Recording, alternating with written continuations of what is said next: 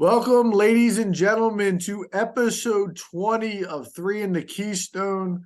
We're one episode away from legally drinking. I got Chris and I've got Al with me. And, gentlemen, I think, God, I don't want to date ourselves, but 14 or 15 years ago on this night, we'd probably be out, but there's probably nowhere I'd rather be than talking sports with you guys right here. At this point, at least. Yeah. I'm trying to do the math of how long ago 14 years ago was. I was going to say. That's like 20. That's like 23. That's like peak Thanksgiving Eve age. Yeah, there was a situation that happened earlier. Real quick, I was watching the Sixers game, and Allah was talking about how he's like, for young kids out there on a breakaway layup, you should always treat it like a jump stop when you're on your way so you can get fouled. And I'm like, I wish you'd have told me that 12 years ago. And then I realized I was 25 12 years ago, and I still wouldn't have been able to do it. Yeah, we're like 25 years ago. Yeah, right. But tonight's episode, we have a special Thanksgiving episode for the coming up with the Turkey Day tomorrow. So we're going to have a couple of Thanksgiving themes throughout the night tonight. But we'd be remiss to start with at least a quick recap of the Philadelphia sports teams this past week. And let's start with the one that was near and dearest to my heart, the Sixers with the big win over the Brooklyn Nets last night. The Sixers as banged up as they could get. James Harden out. Tyrese Maxey out. Joel Embiid out. Chris Everything lining up. Out. Who? I said Chris Guest in his normal seats out. Chris sold his seats, didn't go to the game, but we managed to watch it together. And Ben Simmons makes his return to Philadelphia, licking his chops at what is essentially looks like the Blue Coats. And this Sixers team just guts up and really from beginning to end, I mean, with the exception of the 10-2 start from Brooklyn, took it to the Nets and never really gave them life late in the game or got, any sort of fear or run that would take them out. They really just put together a pretty complete game. Chris, we watched it together. Any thoughts off the top of your head? Well, I was enthralled by the tomato pie and the wings we were eating for first and foremost. But as far as the game was concerned, I thought it was more honestly that the Nets just were heartless. I don't even know if the Sixers really gutted up as much as it was the Nets just sleptwalk through a lot of that game. Kyrie, KD, and of course BS himself. None of them are real leaders on a real team. I don't care what anybody says. None of those guys, can they play? Yeah. But as far as leadership is concerned, I mean, we already saw earlier a couple weeks ago, KD throw his whole team under the bus by name and say how they're basically trash and what do you expect me to do with these guys? And last night was just an example. Like, they just don't play. It looks like five guys out there playing five individual basketball games. No chemistry, no camaraderie. But I give the Sixers credit. They still did what they had to do, to your point. And they shot, I think, 50% from three. I think they made half their threes they shot. So that probably, and they only turned the ball over 9 times, which is amazing considering that they didn't really have a true point guard playing right now. So yeah, I mean, I tip my hat to them. They did their thing, but I think a lot of it was just Brooklyn just being a loser team. Yeah, Al, you mentioned you were busy last night chaperoning a dance, but you mentioned the fourth quarter or anything you read, thoughts? From the highlights that I watched, and from the first of all, watching the fourth quarter gave me nothing because the Nets pulled all their starters with what, 3.5 minutes 3 minutes left, yeah. So I didn't really see anything on that end. But as far as just the highlights, I mean, highlights always make, the game look a little bit more exciting than it was. I get the impression that this was just a boring game. I mean, when I look at kind of the numbers here and I look at the stats, I know numbers supposedly never lie, but numbers also don't tell the whole story.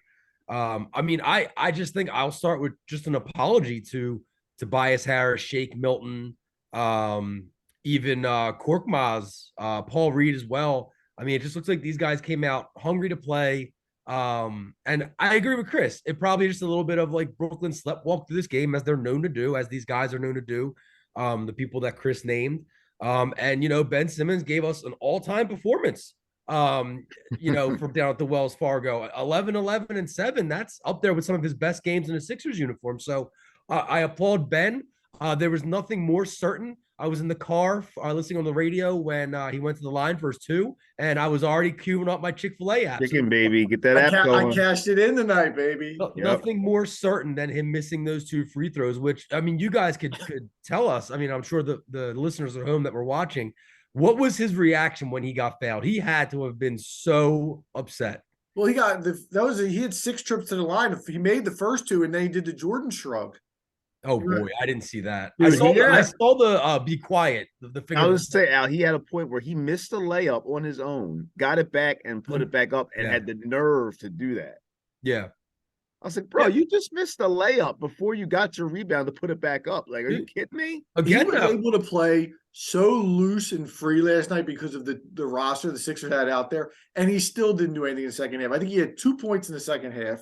None in the fourth quarter, no rebounds in the fourth quarter, no assists in the fourth quarter. It's the same dude. Like, that's what we said the whole time. It's the same dude. Like, I think he's worse. I think he's worse. The national media, like, for instance, I was watching this morning on one of the national shows, and they're saying how, like, he had a solid game last night in his return to.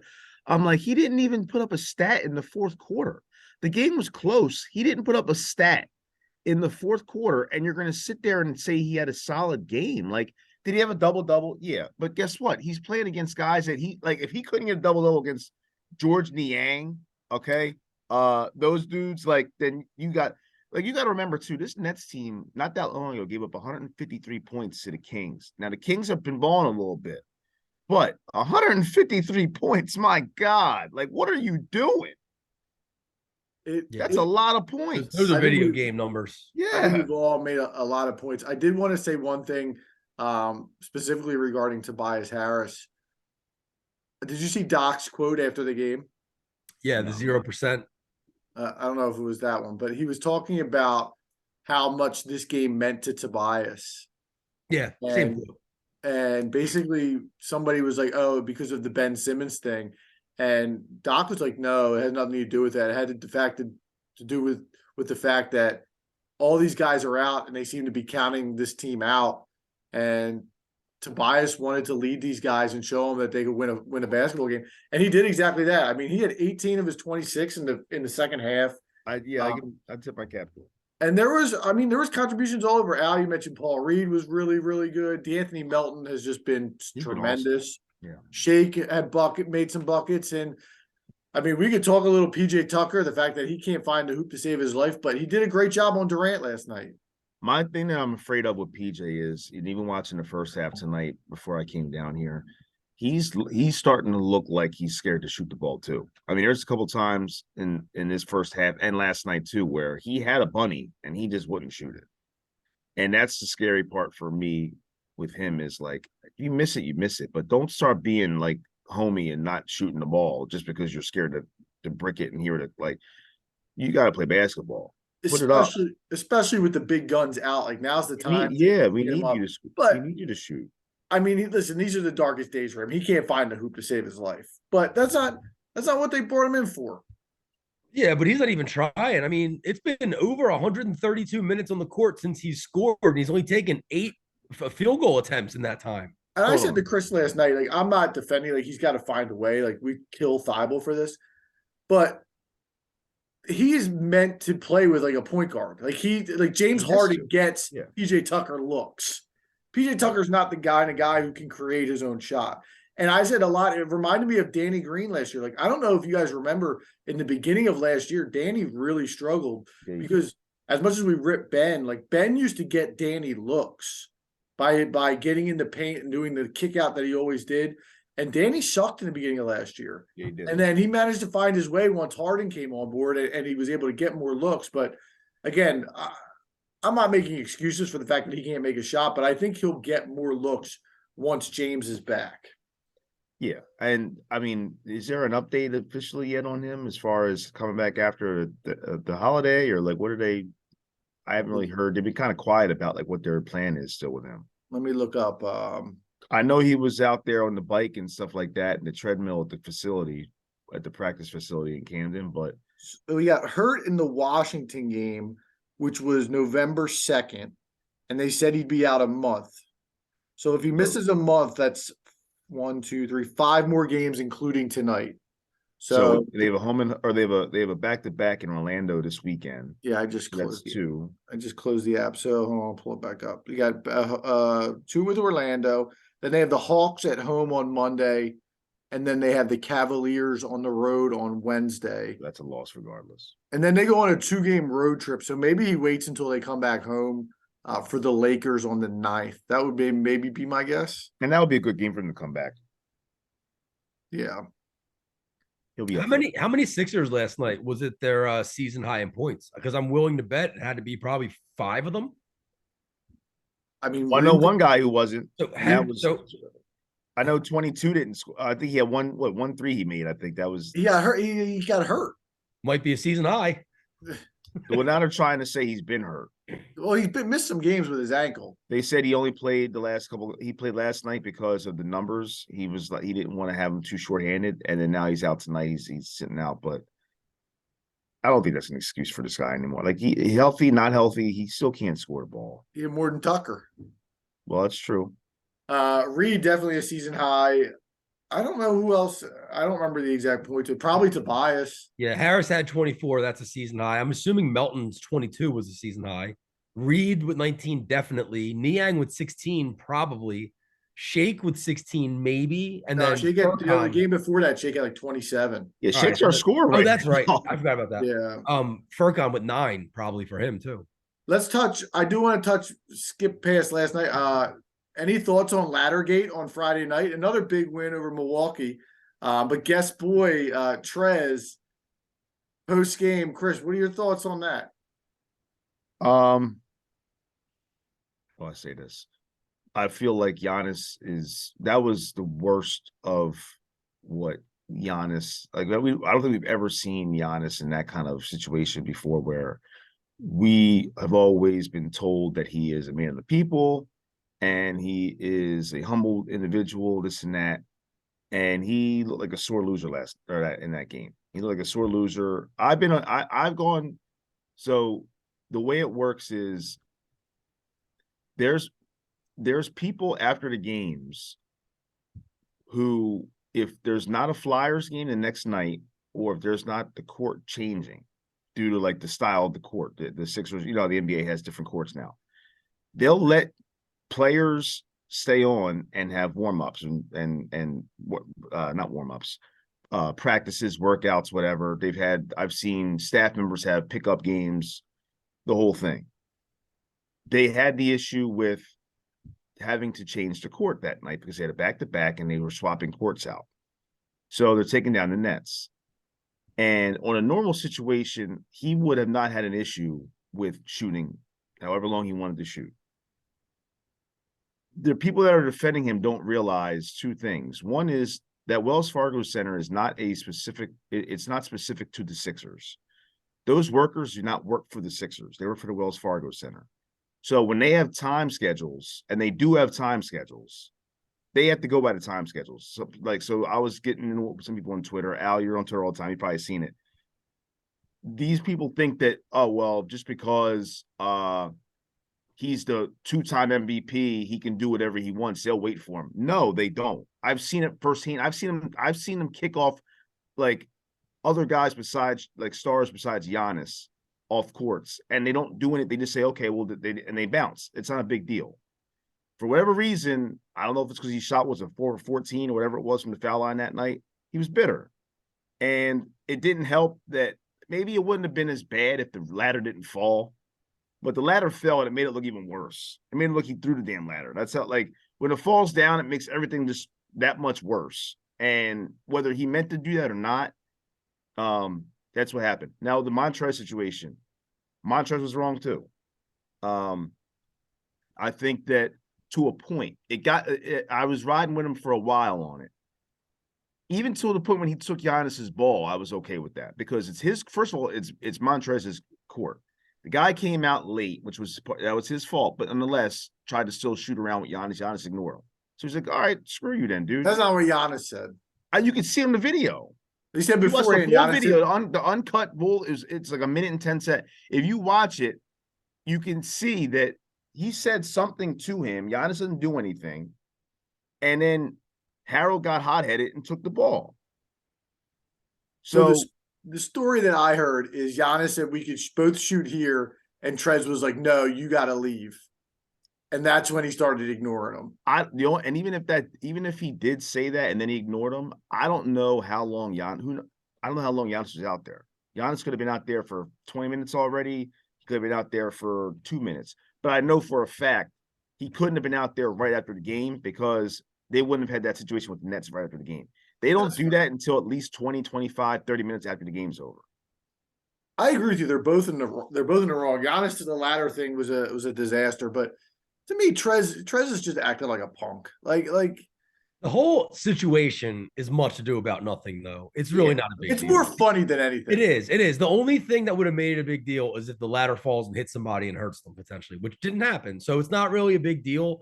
I can't speak for what's going on in 2022, but when I was at college and I used to do side work for ESPN, working on sidelines, helping out like camera guys and stuff, like I'd be the guy like holding the wire or whatever. All those guys, so I'm assuming these arena workers included, they're all independent contractors. Like these are not people that are hired by the NBA, by the Sixers, by anything. And I know a lot of people, because myself, I thought, oh, ESPN must just bring guys. That's not the case. So this guy that, was just trying to do his job was doing exactly that. And I know that's been said, but he was just trying to go home. That's all he wanted to do. I get that. Right. And I think it just pisses me off when idiots like Twitter brings out the best and worst people. And when you have people that are out there saying like he can do what he wants, he's Giannis Antetokounmpo. I don't care about your little peon workers that work at. Guess what, bro? You're a peon too. All right, like you're a peon too. Let him know, guest. No, but it's a joke. It's just annoying. It's like so that poor person's doing their job. The ladder, God forbid, Al, like you said, it falls on the guy. What? So he shouldn't have been there. You should let him shoot. What? Like what is the line with people? Like just because these guys are in the NBA, don't mean they can just step on top of people like that. It's crazy. I agreed 100%. Yeah. But it's a diva moment. It's a diva moment for sure, but it's coming from a guy who, for all intents and purposes, has never really had one of those. It's out of character. Right. Yeah. It's definitely out of character. But maybe Trez should have taken Giannis up on the opportunity to shoot with him. Maybe he could have learned a thing or two, I tweeted the Triple H to see if they could get the Embiid Giannis ladder match. They didn't respond though. All right, let's transition because we're not even really into segment one. Eagles steal a win on Sunday, 17-16 at Indianapolis. Chris, you're our Eagles guy. I'll throw it to you first for a quick recap before we jump into our segue into our first segment. All I got to say is we went out the back door with the win in the knapsack on that. Like that's all I had to say about it. I said it as it happened. I was like, let's go. Like, let's go at the back before they catch us. Because, like, they had no business.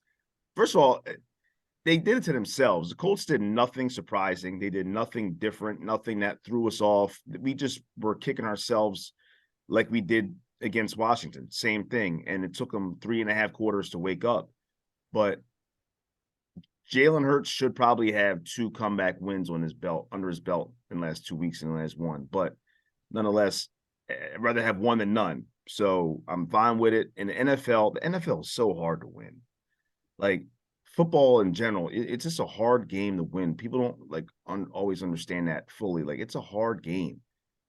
And for them to get a win, even in that fashion, like it survived in advance.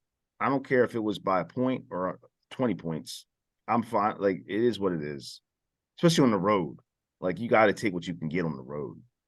So that's all my thoughts on it. Also, I did mention a few weeks ago, Al, about the tight end depth.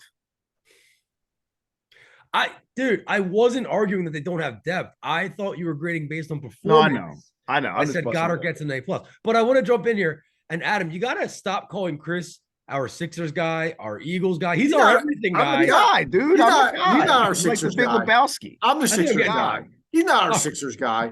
Who? Chris is our Eagles guy and our Flyers guy. That's it. Flyers guy. Union, Tottenham, World Cup. But I'm the guy that gives the Sixers money every month in this group. Yeah, that's just because you're a sucker. That's all. I want to give props to the Eagles defense because after a little bit of a rocky start as far as the run D, on that second to last drive for the Colts, where they really could have put it away with a pretty good drive with the touchdown. They hold Jonathan Taylor, his rushes in that drive, -1, 2, 2, no gain. So I mean, they bottled him up when it counted. Props to them because they've been much maligned over the course of this season, and I think that told a lot. But I also do think Chris, you're right. This is a burlap sack game for the Eagles because against a better team, they don't get this win. No, not at all. And to your point, Al, it's a great point. Linval Joseph and Ndamukong Suh were awesome. Yes, they were awesome. Like I expected, like, because we had Robert Quinn last few weeks being traded for him, and he hasn't really done anything yet. And I was probably expecting a little bit more of the same with these guys. They're up in age, long in the tooth. They get here, they get a little check, and then they do whatever they do. Those guys balled Sunday, man. They played hard, and that paid dividends big time and early for the Eagles. So that was two really good signings by Howie. Yep. And I'll say this before we jump into our segue. In my opinion, good teams find a way to win that game. Mm-hmm. When you're not playing well, and for all indications, the last 3 games, the Eagles have not been sharp. You find a way to win games, and really good teams do that, and that's what the Eagles did on Sunday. And one more, I tweeted it. An ugly win is better than a pretty loss, and I'm gonna take them 100% of the time. And one more thing, really, the bow tie, or put a bow tie on this for me. I hate to keep. I did it just now with the Nets, taking away from the Sixers, but same thing here though. Like, what was the Colts defense thinking about on that last touchdown? With Jalen Hurts having a hole you could drive a car through. You could have ran that in. Easily. Like, what are they thinking about? Like, he's looking to run in that spot. Everybody knew it was coming. They only completed one pass, I think, in that whole drive. It was, I was shocked that not only was I shocked that he got in on that play specifically, like, I was shocked that he didn't get touched. Chris, would you have a better chance of scoring a touchdown on that play or making a bucket in the NBA with 132 minutes on the floor? 132. That's PJ's streak. Oh, you mean I was gonna PJ 132 plus. He hasn't scored tonight either. Hey, somebody might slip on the court and leave me open for a second. I might get a shot up and happen to make it or something. I don't know. I wouldn't be able to. I mean, 132 minutes for an NBA player is ridiculous. Plus 26 scoreless tonight. That's insane. Oh my God. 0 for 3. That's insane. I mean, he's looking like a pop-up out there. Like, I need him out there after the game, knocking down ladders and taking shots until 1 he might be the peon putting up the ladder in a minute. Yeah. Come on, man. That's rough. And we got him for 2 more years, dude. Look, he's doing his job defensively. What's he gonna do in 2 years? Yeah. Look, what's he gonna be doing? He can't score. He's having a rough stretch. Leave the guy. What happens when he can't score or defend when he's 40? Yeah, that'll be a problem. Yikes! At $11 million. Let's transition this to segment 1. There's been debates throughout whether Hurts is the MVP, where he ranks in regards to quarterbacks throughout the entire league. But we wanted to break it down a little further and look into the future. And what I asked the guys to do was to put together a list of QBs 25 and under. And let's see where we would start a franchise moving forward. So we're not ranking how they played this season. We're not ranking how they've played, really thus far in their careers. We're saying if you're starting a franchise today, which one of these guys are you taking? And I think maybe the best way to do this is, and if somebody wants to volunteer, that's fine. You can give your list. I think we did 8, although we were debating in the text thread this morning about how many we wanted to do. And you could give your list of 8, and then we can kind of just debate off of that, and then the other 2 can give their list at the end. You guys okay with that way? Fine with me. Yeah, what do you want to do? All right. Anybody want to volunteer to give their list? Chris, you know how I feel already about it. So Chris, the fans want to hear it. Yeah. Go ahead, Al. Start from 8, Chris, and let's go down. I don't have any. You didn't do it? All right. No, I do. I mean, I could. All right, Mac Jones. Mac Jones? That's my 8. I don't care about Matt. That's my point. Like 8, 7, and 6 for me are irrelevant. Well, there's clearly a top 5, but I'm also curious to see who's in that next tier down. So, all right, give me 8, 7, and 6. All right. So I guess I'll do him at 8, and then I have Kyler at 7, and I'm gonna put, this might be a little bit controversial, I put Tua at 6. Whoa. Do you I have got them? to it, huh? So Is how are you that gonna like say there's a top five? We don't have the same top five unless I miss somebody. I've Trevor Lawrence is 5 for me. Okay, guess has well, Brady at 2? all right. Let's crunch numbers here. Matt Ryan. Brady's son. Bronny James is on the list. Why do you have Tua so low? I I think he's a product more of what I thought about that 5th quarterback. I'm like, to me, Trevor Lawrence is still having a pretty comparable year to Tua, and he has less weapons. Tua's got 2 of maybe top 10 receivers, maybe the best duo in the league with him on his team. So if you took them off, like I look at his quarterback, and I'm trying to like how I is feel he like comparable to Tua this year? He's thrown for 23, 34, 13 touchdowns and 6 picks. So he's got a few less. I think Tua's got 18 touchdown passes, I think. Tua missed the 2.5 yardage is Tua missed 2.5 games. The yardage is right there. Yeah, but Tua's played 2.5 less games. All right. But I'm saying though, like Trevor also doesn't have anybody on his team. He's got Christian Kirk. And he's going to still throw for over 4,000 yards, complete probably 66%, and throw for 25 touchdowns with nobody. Tua's 20-9 in his career. He leads the NFL in yards per attempt, QB rating, QBR, and sack percentage. To be fair, if you asked us this question before the season, thank you. I think I also take Lawrence over Tua. Tua's having an amazing season. I think, Chris, you're underplaying it a little bit. And no, he is. He's having a good year. But the question, what you specifically, Seltzer, said in the beginning of this conversation, I know it's not about just this year. I know. I understand. I hear you. But you brought up the receivers. You know, he has possibly the best 1-2 punch in the game. And with that 1-2 punch, he's proving to be one of the best quarterbacks in the game. I mean, the proof, like he's proving that he belongs, pretty much is what I'm saying. I mean, because he had 2 years where his first year in the league, when he's supposed to be getting kind of the keys to the castle, he's getting pulled at halftime for what's Harvard guy's name again? Patrick. Patrick. And not only did he struggle mentally, what does that do to a quarterback mentally or to an athlete mentally when your coach has no faith in you and is pulling you in the middle of games that you're winning to put in a 53-year-old quarterback? Like, I think what we're seeing this year is more of the real Tua than what we saw 2 years ago or even last year. Well, to your point, new coach. Yeah, absolutely. And a guy that believes him and a guy that, we don't see all the behind the scenes stuff, but a guy that's probably handling him with kid gloves a little bit because he knows what he's been through over the last 2 years. My point is, and you're 100% right with everything you're saying, and I think Tua's having a great year. He's an MVP candidate. You put Trevor Lawrence on that offense, he's going to do the same thing. Well, why do you have Hurts above Tua? I mean, you're criticizing Tua because of the weapons he has. Jalen Hurts really has just as many weapons. Maybe not the receivers aren't as good, but he's got Dallas Goedert. Tua doesn't have a tight end like that. I mean, Jalen Hurts right now is 9-1. That's all I can. Tua hasn't lost a game. That's true. I think House of Cards. I just think that I think Jalen Hurts' arm is better. I think he's a more explosive weapon, top to bottom, than Tua is, and I think I don't think that Tua is that much more. Like, you can't sit there and tell me that, like, if you had to sort of franchise and you had to pick between Hurts and Tua, that Tua's bona fide going to be the consensus pick there. Like, that's BS. I agree. It's a coin flip, but I'm going to bring this stat up a couple more times probably tonight.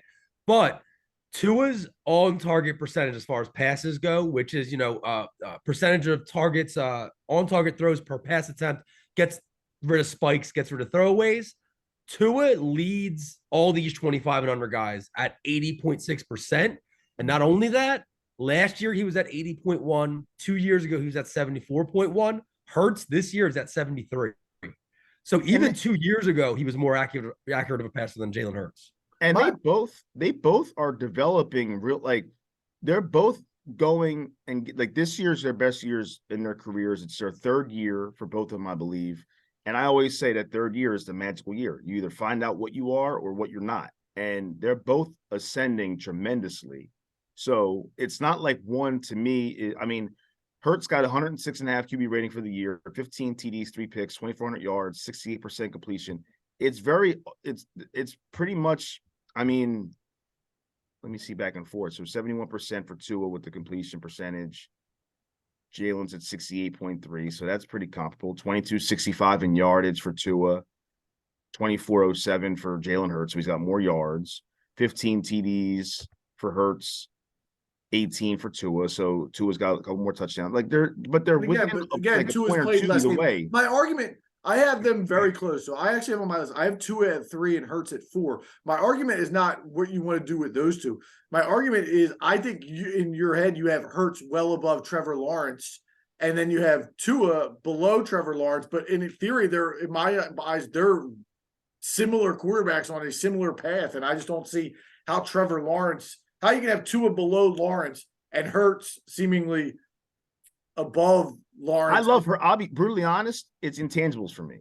I think Hurts intangibles put him above certain guys. I think that part of being a quarterback in the NFL and being a franchise quarterback is leadership, and his leadership is off the charts. So that for me is that goes a long way with my ratings. But I'm not saying Tua's not a leader. I don't know that. What is Tua at 20-9 not shown you as a starter, not shown you as a leader? He's 20-9 in the NFL.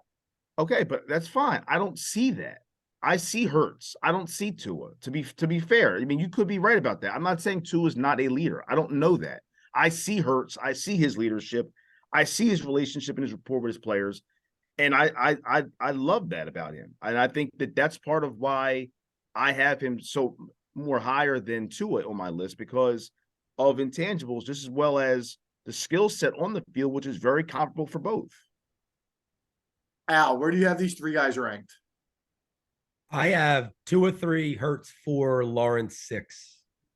So I actually have the same rankings.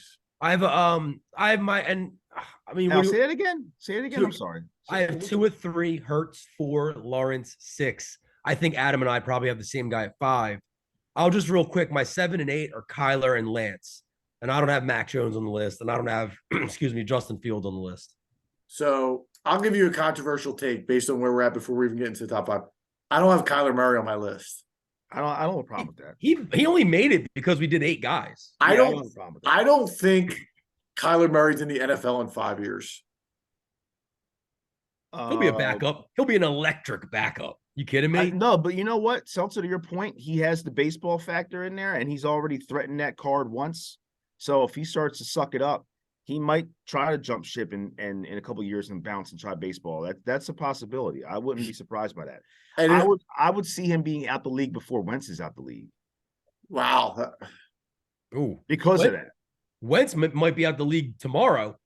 Well, I could see Wentz being a backup for somebody by default, and still wanting to get a check and stay in the league for a year or two as a backup to see if he can get back an injury away from being a starter again before I see Kyler Murray doing that. See, I see it the other way with him. I see his whiny, pouty ass leaving the league once he's a backup holding the clipboard. Oh, yeah.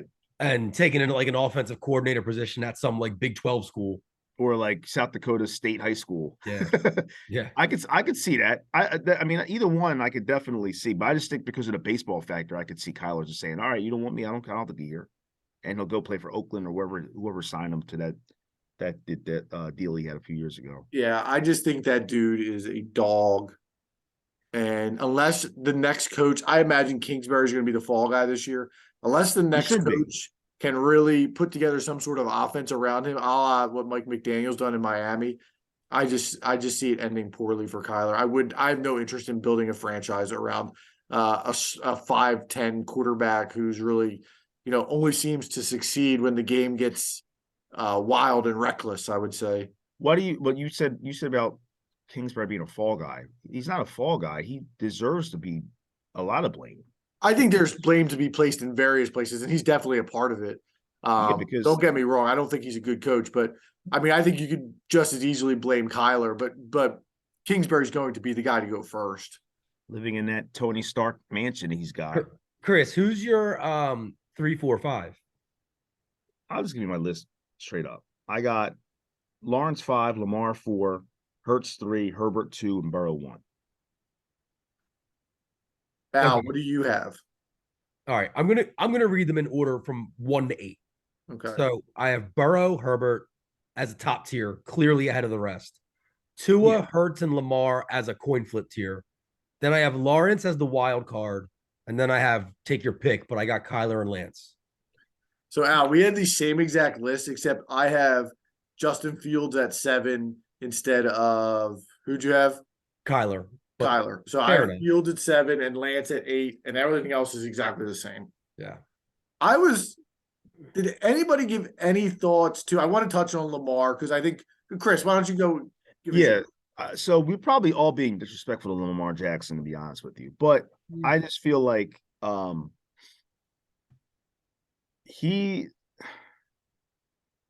seen him now, twice have a really good team and wet the bed when it mattered. And that sticks with me. So I know he's still young enough to make up for that, clearly. But right now, he's dynamic. Like, he's fun. He's probably the most fun quarterback to watch in football, in my opinion. Him or Mahomes. But where did you have him? I have him at 4. Okay. He has a little bit of McNabb in him for me, in the sense that he's going to be he's always going to put up great stats regular season.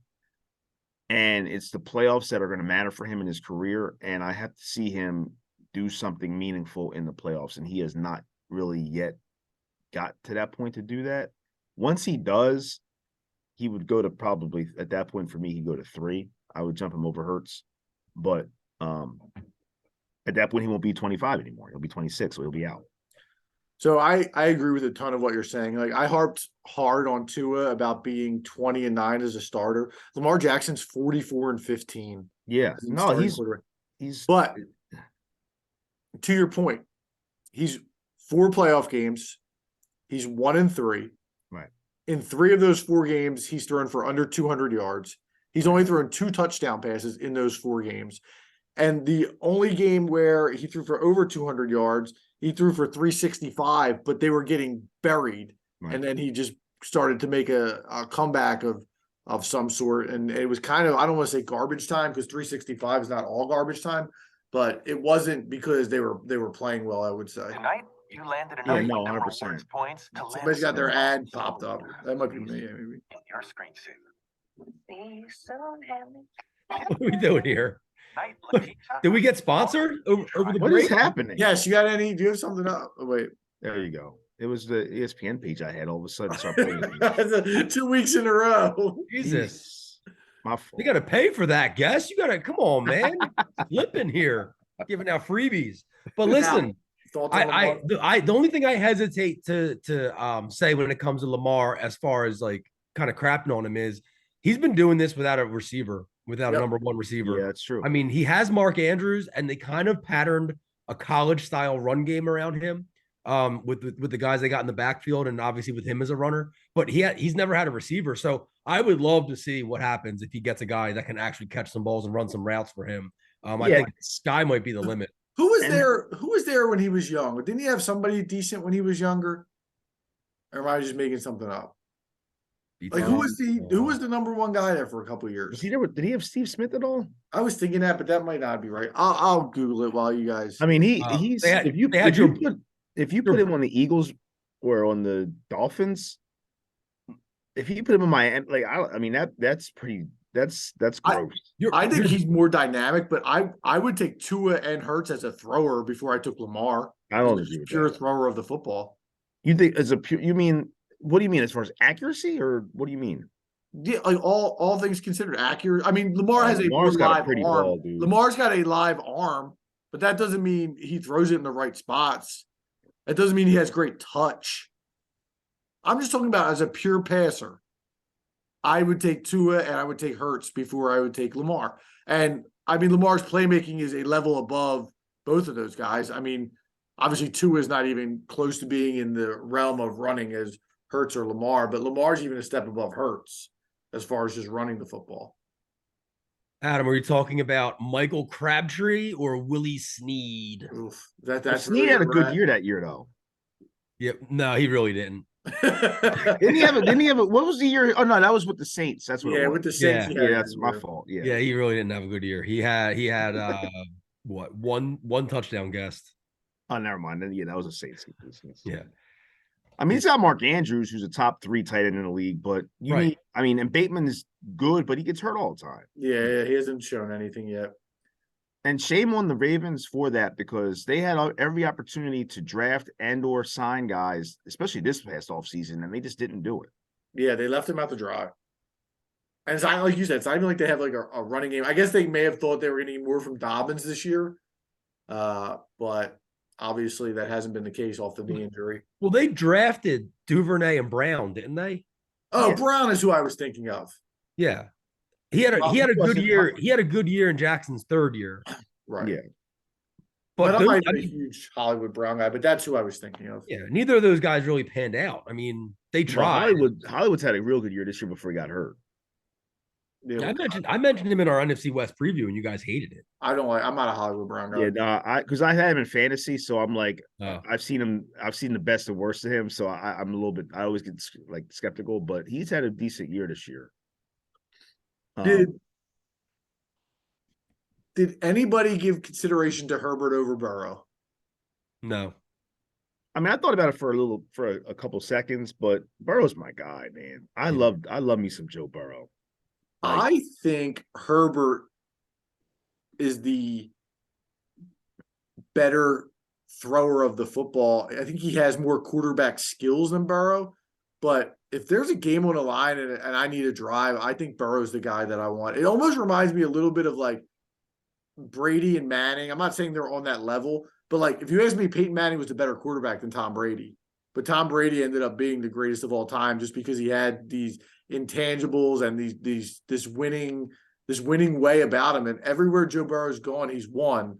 And I haven't seen that from Herbert. So it's hard for me to put him above him. It's hard too, because I said this last week, we are coming out of the golden age of quarterbacks too. And now we're coming back a little bit down to earth where like we have a couple guys that are really, really good. And then a couple guys that are just like solid. Whereas 10, 12 years ago, we had 6, 7 legends that were active and in their primes playing in the NFL at the most important position in the NFL. So we were a little spoiled for a long time. Yeah. And I think hopefully these guys will spoil us for the next decade. Because I wouldn't be mad at having either of these guys running my team for the next however many years. Oh, yeah, definitely. They won a national championship, but imagine how easy it must have been for Joe Burrow with Justin Jefferson and Jamar Chase as his wide receivers at LSU. Like, that's absurd. And who was it? They had a third guy. I don't remember who it was. They had Jefferson, Chase. Yeah, people were probably like, "You idiots!" So obviously, so and so. I forget. I'm Googling it now, but I just think too that Joe Burrow has been doing this with a bunch of matadors as his O-line too. Yeah, you stole my thunder, Al. That's exactly what I was going to say. He's been running for his life before like this year, and even this year a little bit. He's been doing it in the beginning, especially. Yeah, before they got their chemistry down. I just think that Joe Cool moniker that sometimes he gets referred to, I think it fits him. I mean, you just look at the guy and he never looks like he's, stressed or he doesn't get like the happy feet in the pocket despite the torn ACL. And not to say that Herbert does. Herbert looks really good too when you watch him play. Yeah, he's electric. He's dynamite. I mean, these guys are great. These guys are 2 really talented quarterbacks, young quarterbacks. And Herbert's got weapons, but they always they can't stay on the field. Oh, he's hurt. Yeah, he's making DeAndre Carter look like a number 1, number 2 receiver when it's like this guy was on the Eagles a few years ago, was just a special teams guy, and he's on the Chargers with this kid looking like a bona fide weapon. Let me well, I don't want to pivot off of this yet, but I had Lawrence at 6, and I honestly still think that he's the one guy that could jump up to that first tier of all the guys we have on. That's why I have him where I have him. I just feel like if you put him in the same situations that Tua's been, I feel like he's going to give you more production. Yeah. Like I wouldn't. That's the only thing I'm saying. Right. I wouldn't take him right now over the guys I have listed above him. But if you said like, in 2 years, Lawrence is going to be that guy that's in the Burrow or the Herbert category, I would not be surprised at all. Like, don't forget, 5 months ago we were clowning this dude on Twitter and everywhere else on Instagram, everything else about his arm being a noodle. Like the whole world was clowning Tua. Lawrence? So it's not like that, huh? Lawrence? No, Tua. Oh. So it's not like all of a sudden this guy's been out here for years killing it, and I'm sitting here like not putting him in this list. This is the first time really in his career this year where he's really playing to his potential. So we'll see how long it lasts. He's only been in the league for 3 years. All right, but that's fine. But the first two, he was okay. He was getting clowned a lot. Wasn't really doing a lot of everybody was, like I said, everybody was sitting up here making fun of the dude.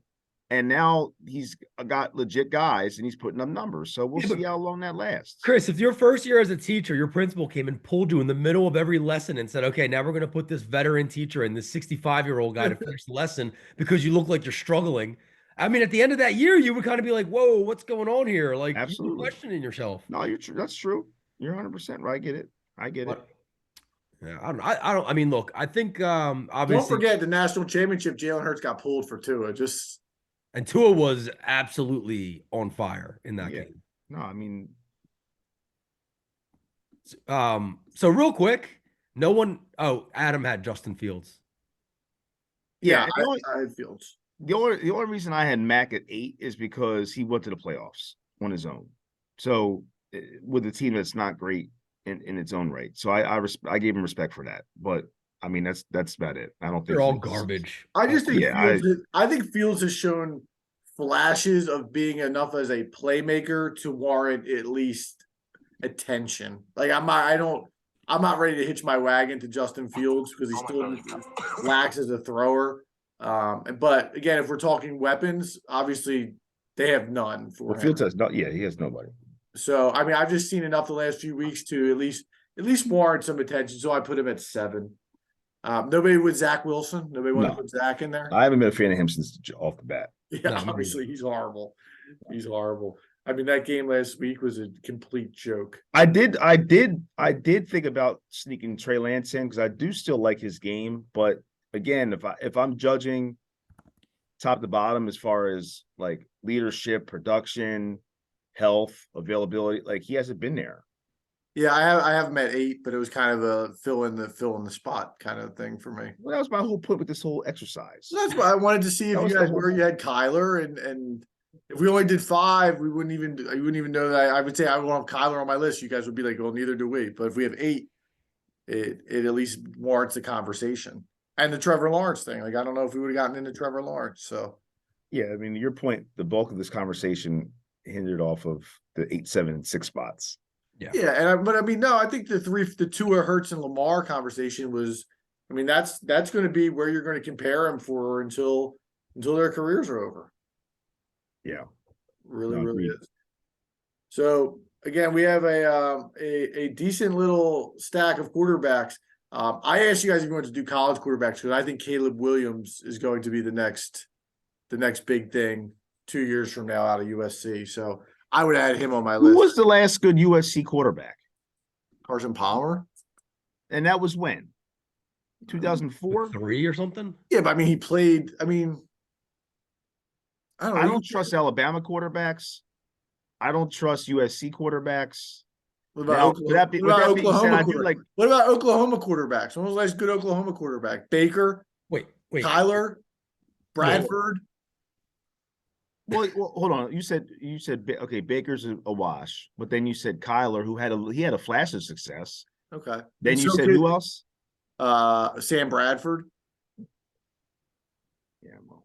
Wait a minute, Adam. You texted earlier today, and you said like you mentioned Burrow, and I texted back. I forgot about Burrow. I'm looking at Pro Football Reference. Burrow's 26.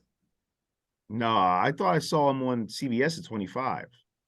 This says 26. This whole exercise needs to get scrapped. Yeah, we might have to delete the segment. Because Josh Allen's also 26 over. No. I'm looking on Google. Joe Burrow, December 10th, 1996, age 25. Yeah, 25, 96. Yep. I guess they're not accounting for the month. They're just going by year. Okay. Yeah.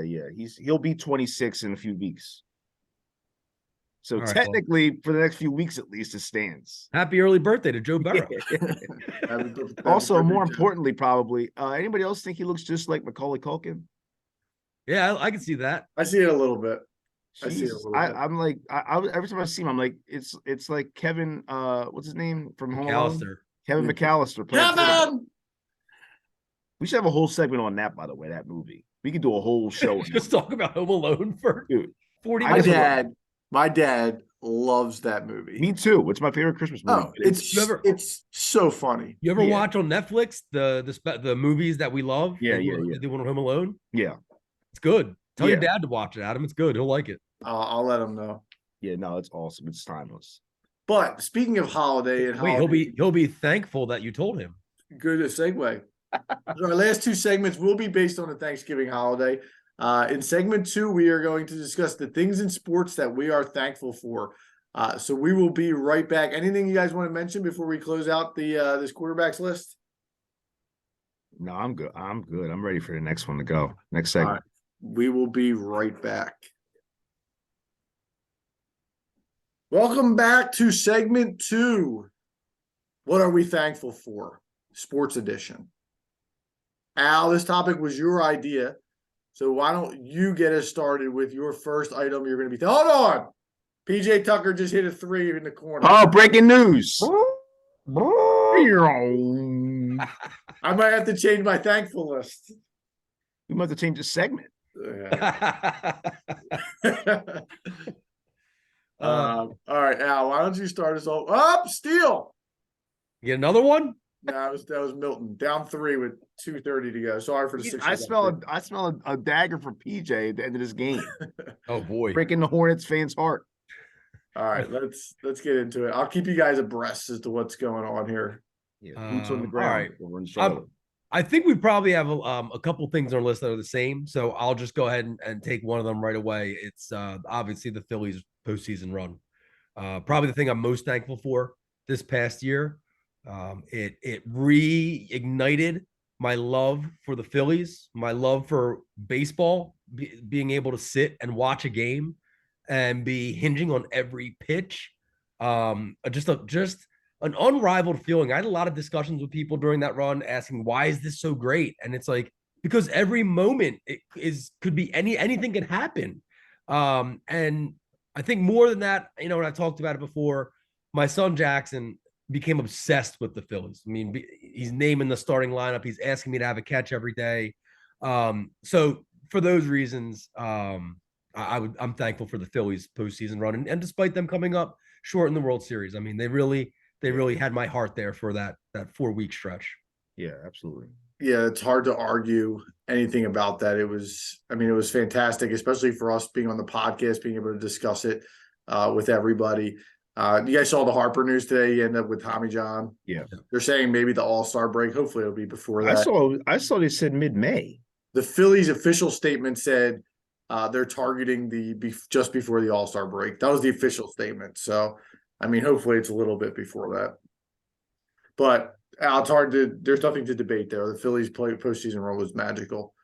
Chris, give me one. Kind of related to that then. So just being able to, I mean, we sat up here for years and watched the process play out. And those guys who were on that team, at one point, I think we had like 58 dudes came through this locker room for the Sixers in the 2013-14 season or one of those years, which is insane. But for me, watching two legends in Bryce Harper and Joel Embiid nightly I think is awesome. A lot of places can't say that they can have that luxury, and I think we take it for granted, to be honest with you.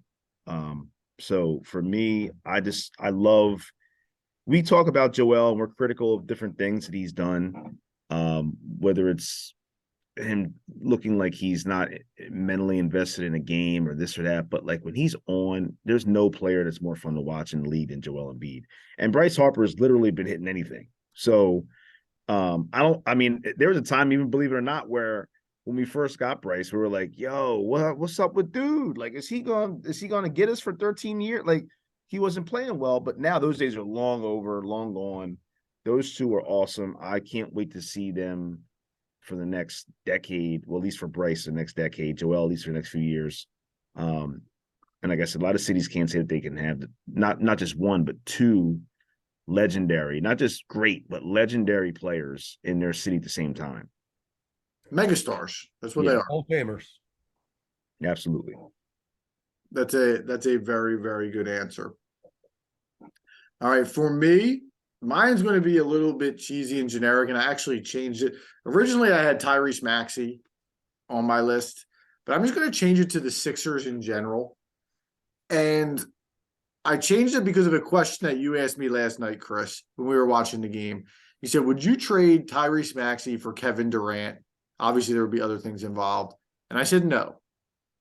And then you said to me, what if it guaranteed a championship? And obviously, I changed my answer to yes. But I thought about it, and this is going to be a different take for sure.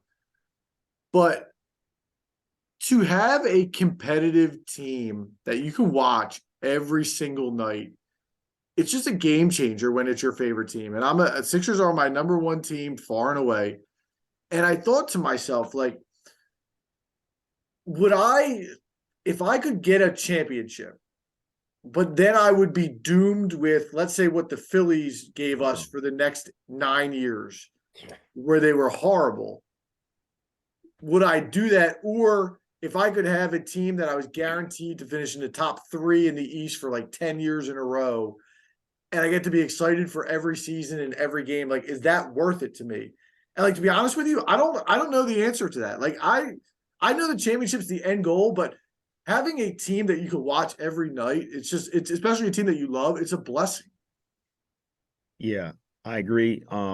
I'm scared to answer that because somebody somewhere, I always say, sold their soul for the Eagles to win the Super Bowl. And we'd always have those conversations like, well, if you could get one Super Bowl or one title win, whatever sport, but we had to have 10 years of dreck after that, is it worth it? And somewhere, someone along the lines must have did that with the wrong person, because we've had moments of flashes, but for the most part, ever since the Eagles won, we've had in this town, we've had 2 point guards that were drafted number 1 overall that forgot to play basketball.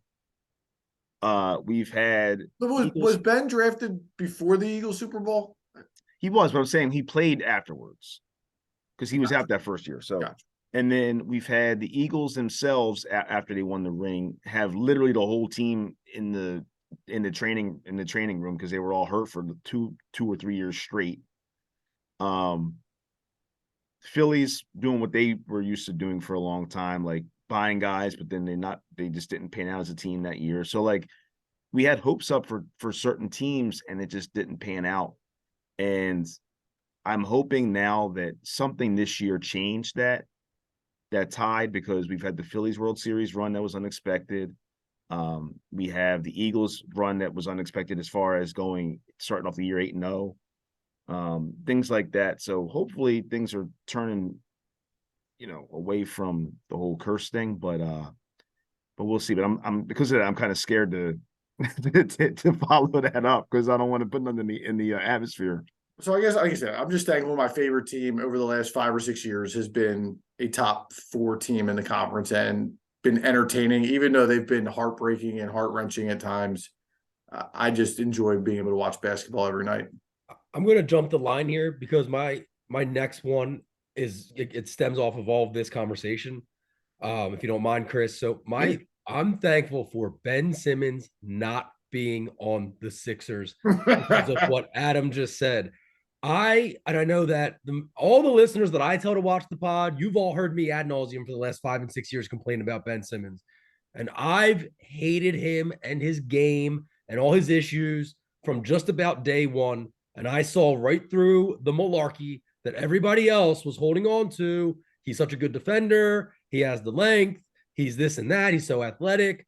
I saw it from day one, and he really made it impossible for me to root for this team the way I used to by like his second year on the team. Like you guys, we talked about Doc being that guy. Now, for me, it was Ben Simmons, and it sucked. I hated it. And I wanted nothing less than to win a title with him on the team. And I'm so happy he's gone because he stinks. And when I used to call him Ben Carter Williams, and everybody used to give me flack for that. And Luka, during his rookie year, I would tell people that we should trade Simmons for Luka if the opportunity were to present itself, and I was getting laughed at for that. And then I was saying that we should trade Ben Simmons for Lou Dort, and I was getting laughed at for that. Let me tell you what. When the day comes and I'm buried and gone, I need all those receipts plastered to my tombstone, and that tombstone's going to be 6 miles high. Well, to be fair, we got James Harden, so trading for Lou Dort would have been a mistake. But yeah, you're right. And you are a anti-Ben guy for a long time, even before this podcast. And I supported Ben until the Hawks series. I was on the train late, and I was the kind of person that's like, it's like the guy who has a girlfriend and all his friends don't like the girl, she ain't really like, she ain't that great, but she does whatever for you and you love it. So you just keep her around. But like, you knew that there was flaws there. That's how I've been with Ben. Like, I knew he had good traits as far as on the court, but it was still like watching a shorthanded team on offense every night, because you knew the guy didn't want to do anything other than put the ball in the basket at the basket. And then when he didn't even want to do that, it was like, oh, hell no, we can't be doing this no more. And he didn't want to work on it. All he wanted to do was put out his little clips at the Y every summer, get people all excited. People like, here's a shout out that we haven't given yet on the pod. People like Sean Quigley, who would sit there and yell at me, oh, but he's third all team NBA, bro. Yeah, third all team NBA, my ass. Hey, yo, you don't know ball, dude. Yeah, get out of here. So that's what I'm thankful. That's what I'm most thankful for. Chris, hit us with your second one. All right. So my second one is the fact that we live in a city with four pro teams, let alone 4 teams that are all, for the most part, competitive overall. I mean, the Flyers right now they're a mediocre team, but in the big picture over the years, at some point along the line, every team has been competitive at one point or another and known to be competitive. And we have we have 4 teams that are staples in their leagues. I mean, this is a big market. It's the 4th or 5th biggest market in sports.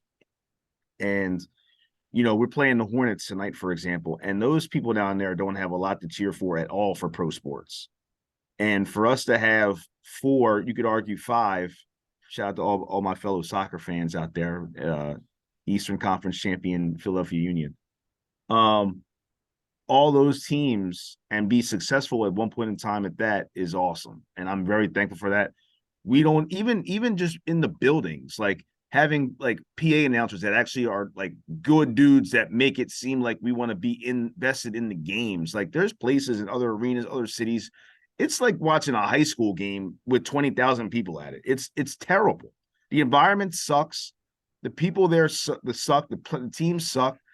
We don't have that here, thankfully. I mean, the process was that one period, but other than that, like, it's been a blessing to have 4 solid professional teams and now 5 in this market. And we have so many options. And so I'm very thankful. And I think we're all fortunate for that. That was a very good one. Chris, you have those pennants hanging up behind you. Where's the Union pennant? You talk all this. Hey, I got to get it. I got to pick it up. I got to pick it up. You got to log on Etsy.com. Yeah. No free ads. No free ads. All right. That was a good one. I'm going to take it outside of the Philadelphia market where we've pretty much hit all of our picks so far. For me, it's TV coverage and specific channels for sports. And I have 2 specific examples. First of all, the Red Zone channel for football. Oh, yeah. Yeah. Just a game changer in regards to watching sports, to be able to sit on your couch and watch 7 hours of commercial-free football with a guy running the show that will never be replaced. Like Alex Trebek is to Jeopardy what Scott Hansen is to the Red Zone channel. Dude, whoever's next in line has no shot. That's a great. I heard he had a piece of like the rights to the creation of Red Zone. I don't know if that's true or not, but I heard that he was part of the team that actually like thought of it, and that's why he got into like the hosting also. Maybe. The other one of it, specifically example, is NCAA tournament coverage. Oh yeah. You remember when we were younger, you got whatever game they gave you. Not even that much younger, man. Yeah, Like, I'm a high in school. that decade or so, right? Yeah. And now we have obviously every game, we have True TV, we have TNT, TBS, and CBS. But like they would switch, like if you watch it, it was only on CBS. And if your game was not competitive, they would switch you to something that was. But if you had a local team, like if Nova was a 1 seed and they were playing a 16, you got that whole game. It didn't matter what the score was. Like that game was locked on. And now to have the ability to watch every single game and bounce back and forth, I'm thankful that TV coverage has turned into something that's become modernized and what it should be. Probably with the exception of golf coverage, which is a disaster. I'm mad at myself for not doing the red zone thing because that's definitely one I'm thankful for. Also, it literally, like you said, it changes the way you watch football, and it rejuvenates your love for football. Like if you remember, I mean, just like thinking about like we had to spend our childhood back in the day, like you had to watch every Giants game or Washington game or Dallas game if the Eagles weren't playing, no matter Pittsburgh. who they were playing. They could have been playing the Chargers when they were like 1-13, and we had to watch that game. Yeah, Steelers, Browns. And the AFC North games or AFC East games, awful. So red zone, it just changes the game, man. Like even on the Eagles games when it's commercial, you just flip that on, forget it. Yeah. Yeah. Actually, and it's a perfect segue into my last one, if you don't mind, that you just mentioned about the NCAA coverage. The Big Five, for me, is one that I'm thankful for. No other city has 5 Division I sports programs in college basketball like Philadelphia does. And I want to be a troll and say Temple, St. Joe's, LaSalle, Penn, and Drexel, and then we also have Villanova also outside of Philly. But like those but that's all. I've always loved that. I'm a college basketball guy, NBA more so nowadays, but at one point I loved college basketball even more than the NBA. And having when those teams are good, when Temple and St. Joe's are good going at it at the Palestra, or Temple and Nova, or St. Joe's and Nova at the Palestra, like there's nothing better than going to the Palestra and it's sold out and it's 20 degrees outside, but you're sweating your balls off because there's no ventilation in that building because it's from 1900 and everybody's hyped up in the building. Like there's nothing better than that. So that's an underrated one that for me, I thought was huge, is just being thankful for being in and living in and being born in a city where that's the norm for us. Like a lot of places don't have that. Most places don't have that. In fact, when it comes to 5 teams within city limits, no other team has that. Chris, we can have worlds collide this January when Penn State basketball hosts Purdue at the Palestra. Yeah. It's their first time back at the Palestra in probably about 4 years, 5 years, maybe. I know it was pre-COVID, but I went to every Penn State Palestra game so far, and I'm definitely going to the one on the 4th. I can't tell you how, like some of my greatest memories of going to a sports game were at the Palestra. When I was covering with the Hoops Report, we watched a St. Joe's Nova Holy War game at the Palestra or Temple Nova, like those games were awesome, man. Like, and it's when it's packed and they're good teams. I mean, it's good even if it's just they're just there and they're not even. It's just the support and the fan base is showing up. But like when they're good, those teams that are playing, man, it's nothing better than that. Chris, you know what else? The Catholic League Championship and semifinals being played at the Palestra. I went to that for a lot of years in a row before I had kids, and then I couldn't go because it's like on a Monday and a Wednesday night. But got to see a lot of talented kids, man, and man, it's really fun watching the high school crowds come out. I mean, Roman's crowd is always electric from start to finish, and I got to see some, Derek Jones before he made the league. And he's in pregame warmups, dunking from the free throw line. It's a cool spot, man. I love the Palestra. I mean, we can even say that is one of the things. The Palestra itself, something to be thankful for. It's one of the places that you hope never goes away. But we've seen a lot of disappointment at the Palestra also with Carroll in those periods of time when they would get to that semifinal game and just run into Newman or Roman, and that was it. The aforementioned Derek Jones, the kid in the semifinals the one year, he just totally blew it. Yeah. He airballed a free throw at one point in the second half. Not to pile on him. I mean, he made a pretty good name for himself in the NBA, I feel like. Yeah. All right, Al, hit us with your last one. All right. So I guess I'll just piggyback off of Guest and you, Adam. I'm thankful for sports Twitter. I love me a good old spoonful of sports Twitter. And what I'm learning now that I'm kind of helping out with the 3K Pod Twitter, follow us at 3K Podcast. That's the number 3. What I'm learning is that these little like local fan bases for their teams, right? So, for instance, the Golden State Warriors. Let's just say, right? So I know, Adam, you're smiling and shaking your head. You kind of saw it play out last week. There was a post, and it was something along the lines of like, who's the best right now in the league? And it was like Steph, Giannis, and Luka, or something along those lines. And I said Giannis, and it's not even close. And a Boston fan replied Jason Tatum. And I said, no, it's Giannis and Steph 1-2. And then it's like there's a huge gap. And the Boston guy came back at me with some BS, like Boston fans always do. And Golden State Warrior Twitter piled on this kid relentlessly. And it was just a joy to watch. And one of my last tweets was, it is just so fun when the rest of the NBA Twitter can all just converge on one Boston fan. The cockroach, as Guest likes to call them, as he is. So, but then on the flip side, I caught the heat of Oklahoma City Twitter this past week when I thought all 5 dudes. I kind of shortchanged SGA, and I said the teams don't really game plan for him or the Thunder, and they came out in droves with their pitchforks. I mean, they're coming out 40 and 50 deep, which I know, in the world Twitter doesn't sound like much, but for art, for us to get 50, 60 people telling me I'm wrong, I'm like, whoa, let me reevaluate here. Of course, I wasn't wrong, but I like the passion that I'm seeing, and you get to see and read things that you never thought of, because when the hell am I ever going to talk to an Oklahoma City fan outside of Twitter? I'm not. So it's just, I love it. And I love the fact that I can watch highlights, and, it's just a great place to be. I love Twitter. And it's never like, well, no disrespect, bro, but SGA actually does it. It's like, no, you're an idiot. Don't ever watch the NBA again. You should be killed. Twitter is the best. And if it dies, it's going to be such a sad day, because there'll be nothing to replace it. But Sixers Twitter is tough too, though. I mean, like I've seen different people out there with the Jokic stuff, and myself included. Like, we pile up on those cats, man. Like, we come to bat for Embiid out there. And there's nothing better than when your team does something, like when we win the game last night over Ben Simmons. Like, that's like, there's nothing better than that. We're ready to go at that point. Oh yeah, yep.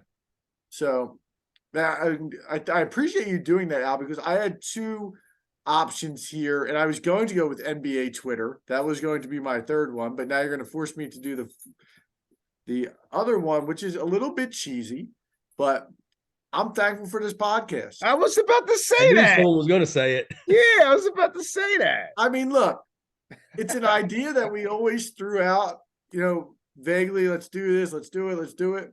And I think, Chris, we finally put it together, and we had no idea what we were doing. To say that we were going to make it 20 episodes, I think that probably would have been a 50-50 shot at the get-go. Al has come on board full-time and has done nothing but make our podcast better and helped along the way. And look, at the end of the day, our listener base is running strong. I think it's more than we thought it would be, at least on a consistent basis. And I just enjoy shooting the shit with you guys. So, at the end of the day, regardless of how many listeners, or if it becomes bigger or whatever it ends up becoming, I enjoy spending the time with you guys. So I'm glad that Al took NBA Twitter, so I could say that I was thankful for spending 3 hours a week talking with you guys, and then however long editing or tweeting or doing all that bullshit. Somebody's listening saying, 2.5 hours too long. Props to you guys for starting it, though, because I know I've had this conversation with lots of circles of friends about, we should do a podcast, but no one gets off their ass and actually puts it together. So props to you guys for actually, getting the wheels in motion and getting this thing off the ground. Yeah.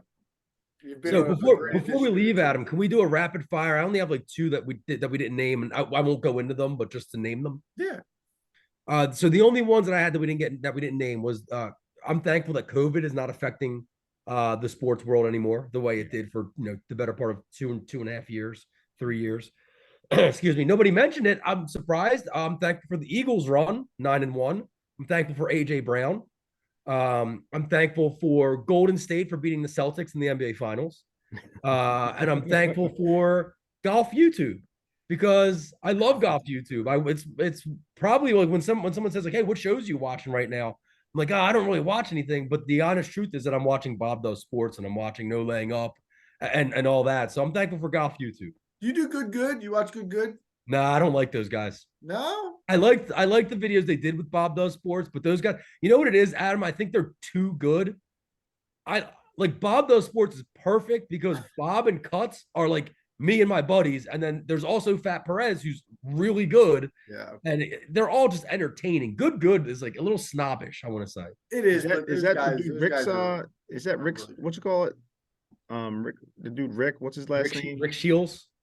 I think so. He has the Rick Run Good. Oh no, you're talking about like That's fantasy You're talking stuff. about like he does like golf previews for PGA tournaments. We're talking about like legitimately guys playing golf. Yeah. Remember we were on his PGA 21, I think it was his tour. His society tour, yeah. Yes, if you need some like 20 minutes of good entertainment, go Google Bob Does Sports. It's funny stuff. Yeah. I'll check it out. No live golf for anybody? Thankful for live golf? That's Al's spot. Listen, if they should be running tournaments now when the PJ's running all these crap tournaments with the RSM. I said that to somebody the other day too. I was like, I don't know why, like, because I was like, is this their off season? I think it was you, Seltzer. I think I asked if it was their off season.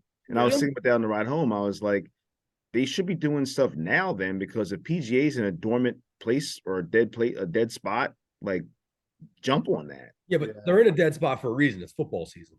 Yeah, that's true too. But there's people like you guys that are still going to watch good golf if you had it. Yeah. I mean, sometimes I think a break is good, even for me. Like they have PGA tournaments now, and granted, the fields aren't that strong. But I think 2 weeks ago there was a pretty good field, and I honestly have no motivation to watch until Kapalua. I think it was the Houston Finau one.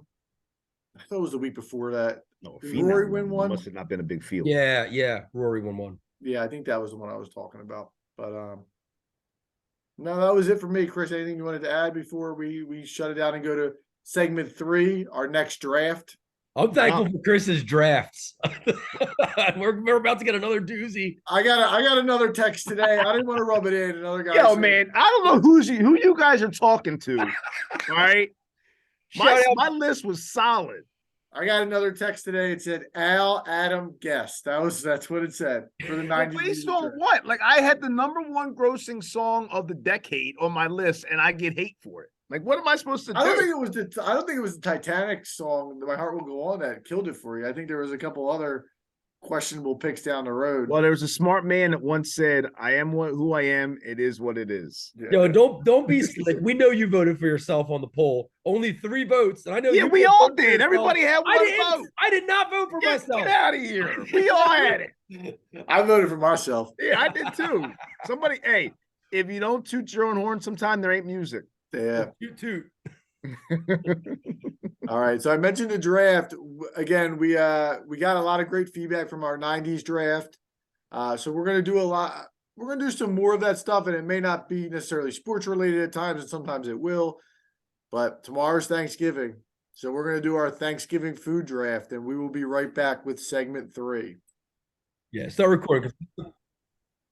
Welcome back to segment 3, Thanksgiving food draft. I'm very interested to see where this goes. So we're going to go 4 rounds. And guys, we agree on 4 rounds. I couldn't come up with like 6. Oh, I had 5. I have 5 on my list. All right, we can stretch it out if we got to. Yeah, we'll go 4 and then we'll see where we're at. Yeah, that's fine. Yeah.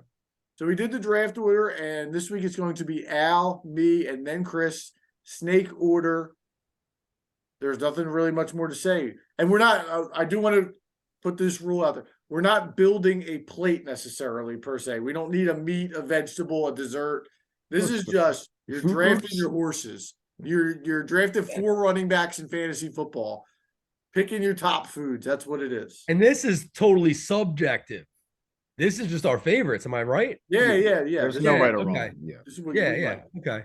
All right. So people are going to tear up our tastes pretty much. But guess what?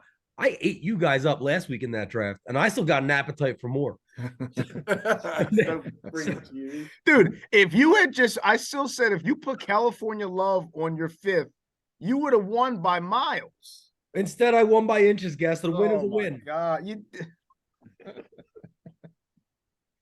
So, all right, I have one like my favorite side.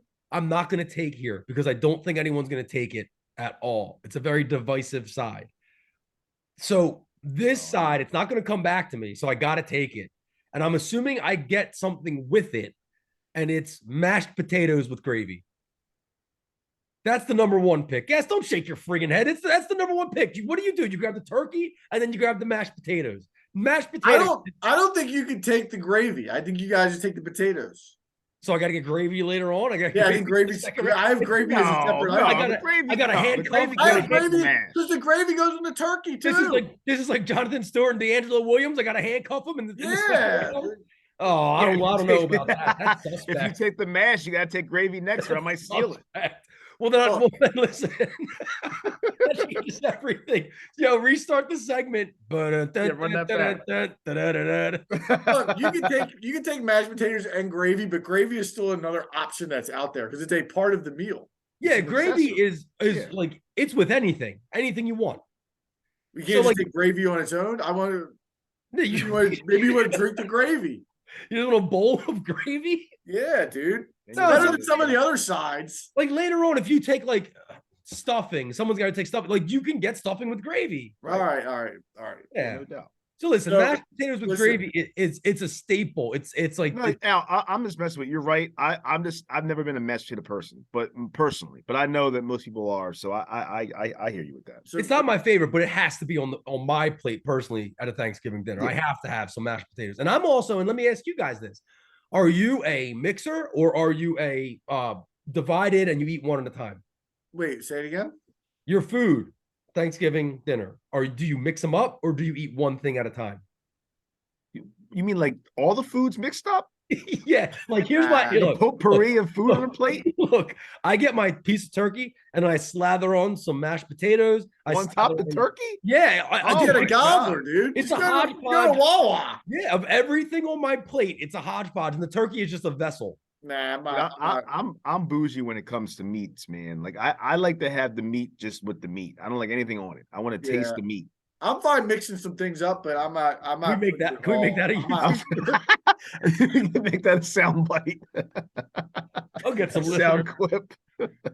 All right, listen. I'm taking mashed potato. I stand by it. Mashed potato. Look, I even though Chris made a counterpoint, I have mashed potatoes as number one as well because there's so many side dishes and even main dishes for Thanksgiving. They're divisive, but everybody has mashed potatoes on their plate when it comes around.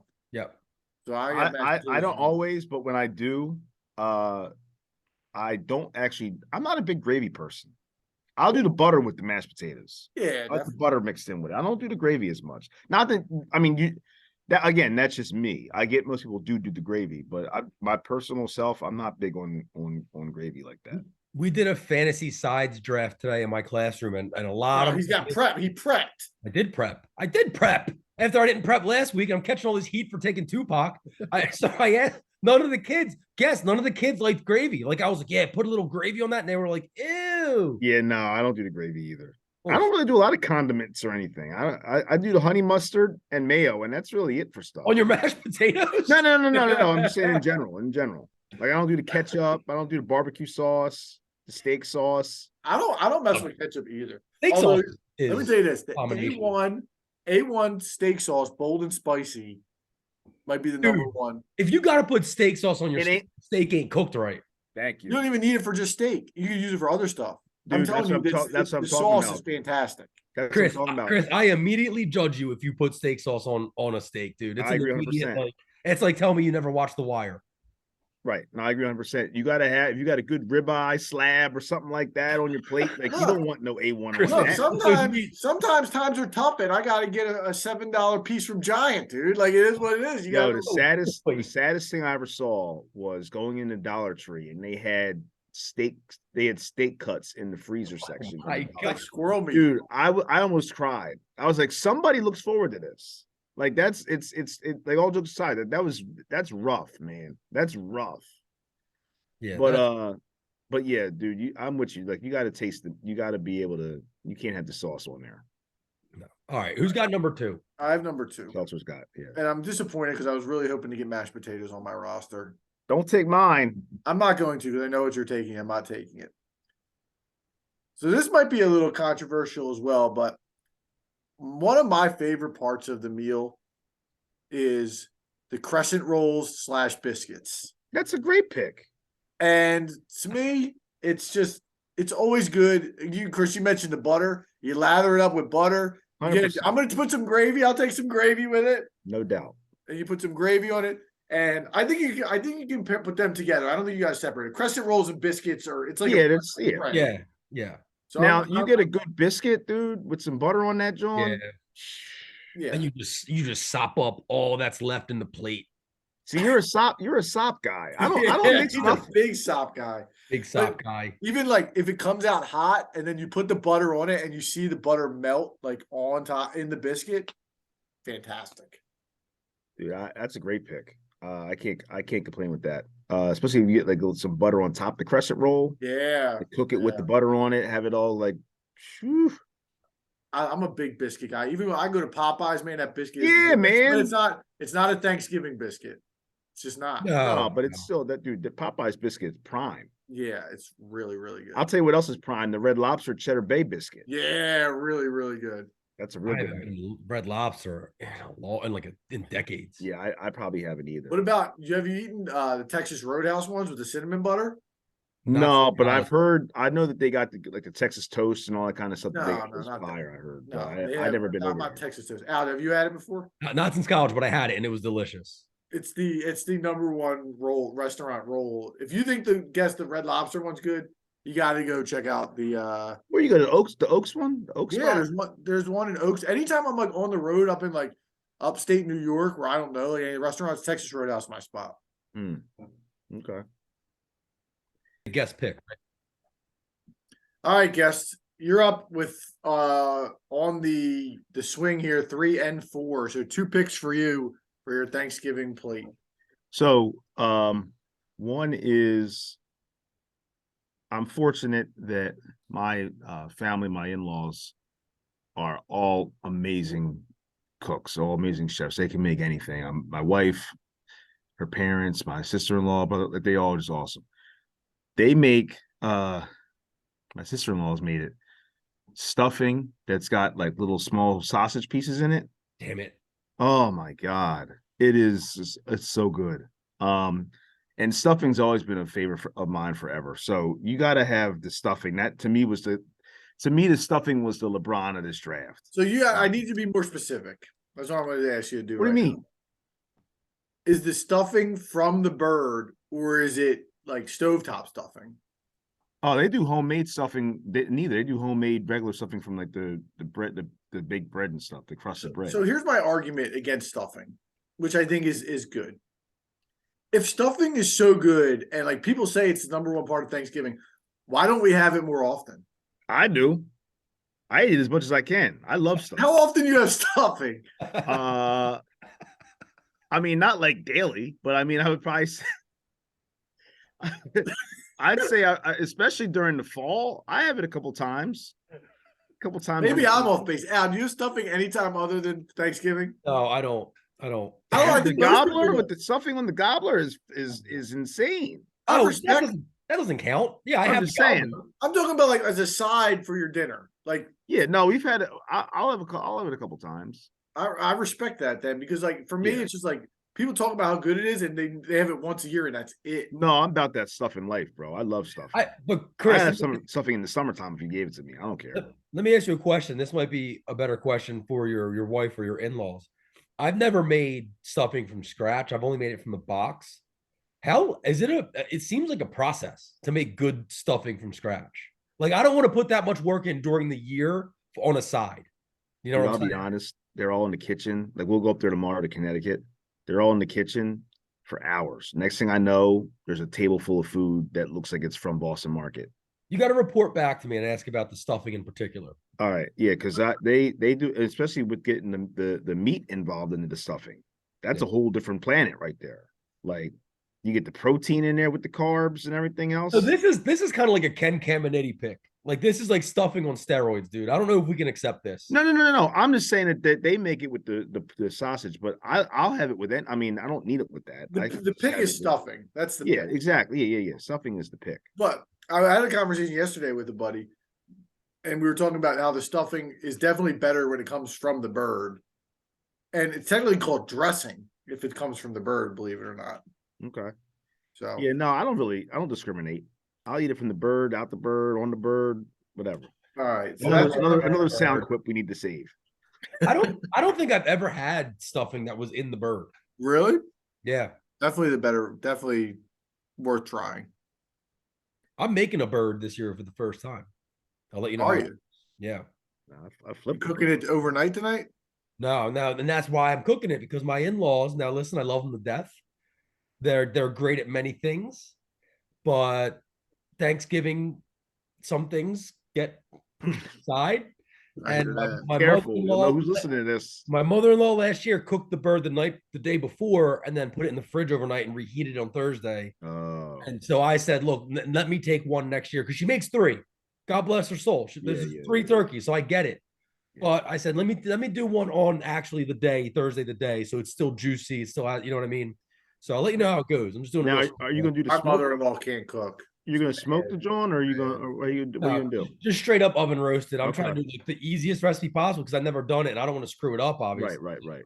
It's tough. I mean, not tough to cook, but it's just like a lot of work. You gotta keep your eye on it. You're right because you don't want to overcook it. Now, obviously, you don't want to undercook it. You gotta you get the keep your eye on it. giblets. Yeah. All right, guess you're up for your second pick. Oh, so the next one I have is, speaking of mashed potatoes, to me, there's few things better than sweet potatoes with the marshmallows and the brown sugar coating on the top. Shoot, make you slap your mama. Chris, I think you're proving that the 3 spot in these drafts might be the place to be. Yeah, is that the wheelhouse? Now, the Those are only good thing picks. I love a good sweet potato candy yam, whatever you want to call it. But the only argument is like the standard deviation of candy yams is huge. Like you can have some bad candy yams. Like Yeah, you gotta know how to. You got but know how when to they're hook it up. right, that's a top pick. That's a Yeah. first round pick when it's right. Oh yeah, I mean it's almost like a cake or a Yeah. pie almost. Without like sweet potato pie is great, but like if you have a good sweet potato side, it might be even better. Yeah. Yeah, the sweet there's no argument there. The sweet potato is Casey's aunt makes a sweet potato casserole that is just it's so delicious, man. It is Mhm. so good. I look forward to it every year. Yeah, I And I'm not a believe it. sweet potato guy, but that is just so good. And that's another thing that I eat all year long is some sweet potatoes. I'll eat some sweet potatoes all year long. yeah, no, we're a sweet potato family. They're great for you. Sweet potatoes are great for you. But like I do like we don't do like the candied yams. We just do like sweet potatoes. Yeah, the actual potato. Yeah. Now How do you it's great for you like in its natural form. It's not great when you have marshmallows on it and sugar and all that kind of stuff. But How do you make them? What do you do? What do you do with them? You cut them in like either like chips or like cubes, and you throw them in the oven. They take like a half hour to cook, and then Little oil, little sea yeah, salt. you put a little olive oil on them. Maybe Yeah. you put a little brown sugar. Yeah. They come out real. It's awesome.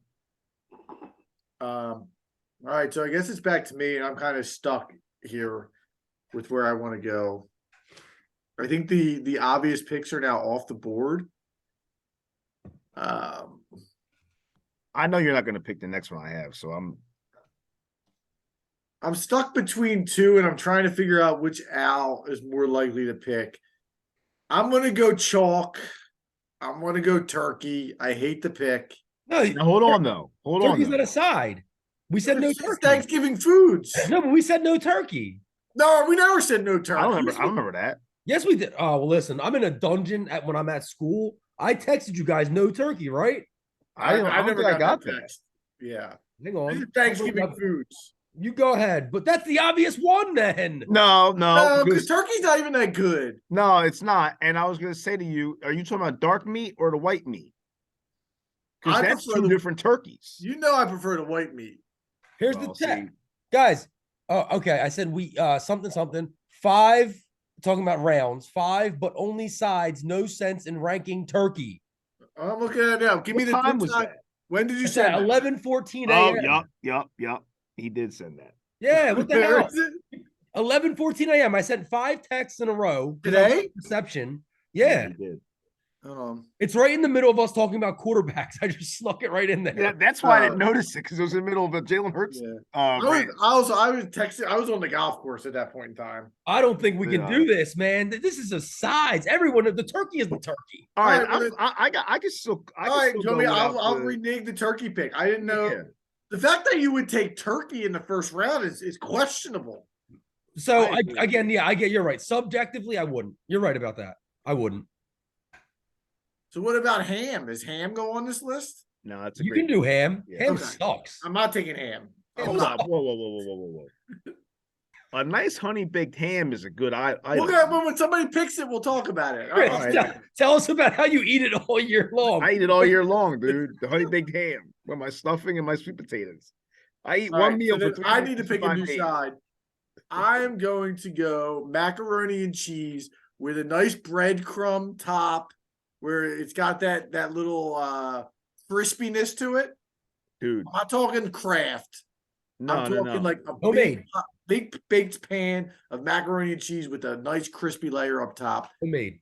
Homemade. Now, I will say this, and Al, you probably noticed from growing up in Overbrook. That's street cred right there from you, because a lot of other fellow white folks don't get the mac and cheese for Thanksgiving. I mention it all the time, and I'd say 85 to 90% of the time, people look at me like I got 4 heads. What, mac and cheese on Thanksgiving? I wouldn't say it's standard, but I wouldn't balk at it. Dude, it's all the only reason I didn't put it on my list is because my dairy situation I have, so I can't eat it anymore. But it is a fantastic, awesome Thanksgiving item. After the draft, I wanted to ask you guys what was the weird food that you would have as a kid at your Thanksgiving dinner that you didn't know was weird until you got older. So I want to save that. But Chris, I might lose the little props here because I think mac and cheese is so overrated, man. Maybe But even if you don't like it, as far as just like, I'm sure you've heard growing up and stuff, a lot of folks probably around Overbrook, I would imagine probably had the mac and cheese at Thanksgiving. I honestly don't remember I don't remember. My in-laws have it though, and they're Good. I want to take back. Barack Obama's changed he changed the game. Everybody's even up now. That's what's up. I said the sweet potatoes had the largest standard deviation. It might be the mac and cheese. Like you can get some bad mac and cheese. Yeah. But listen, my brother-in-law's fiance makes a homemade mac and cheese. She goes all in. She's a good cook. She's a great cook. And I just don't love it. Like, I just don't love mac and cheese. It's me. It's my personal taste. I know I'm wrong, but I think it's overrated, mac and cheese. I respect the pick. All right, you're up for 2. All right, I'm going to take 2. That's probably going to lose me the draft, but I got to do it because I love them both. So my first pick is going to be what I said in the beginning, my favorite side. I could eat just a plate full of this, 5 pounds deep, and I'd be happy. 5 pounds. 5 pounds. I kid you not. Green bean casserole. I knew somebody was going to say this. Is the goated side. I love it so much with the crispy onions on top. Nice little mix of like saltiness, thickness. The green beans are just there to add a little bit of texture. I absolutely love green bean casserole. And I'm going to die on that hill because I know that it's, again, very divisive. I know very few people like it, but the people that do like it love it. I know that there's people that never had it either. So I'll say this. You mentioned the weird things that you ate for Thanksgiving that you didn't know were weird. I didn't know what green bean casserole was until I started dating Megan. Like, when my family never had that. I'm a picky eater. I don't mess with it. So I can't even criticize it that much. Yeah, we did the green beans, but we never did the casserole. But I know, like, I've seen it and had it and everything like that. But growing up, we just did the green beans themselves. But green bean casserole is solid. Yeah, it's a game changer. It's such a step above just green beans. It's insane. I mean, it's so good. I love it. I could eat it every day. Maybe I will. Then my next pick is another just personal favorite of mine. Cornbread. I have it on my list. I was thinking about taking it on the way back, but I already had the rolls and the biscuits. Cornbread. Cornbread's fantastic. Right, right. I just named my plate tomorrow in these first 3 picks. I mean, cornbread, when done right, a little bit warm, still a little bit moist, has that like cushiness to it. Dude, it's so good. I could eat a plate of cornbread as well. Oh, You like the actual like chunks of corn in it or no? Yeah, I'll take either. I'm for either. What's It's your just like preference? water ice with the chunks of cherry. I could go either way. I'd rather have no chunks of corn, but I'll do both. But I'll take the no chunks first. yeah, I agree with that. But yeah, cornbread's a good item. Yeah, cornbread's a great pick. All right, back to me.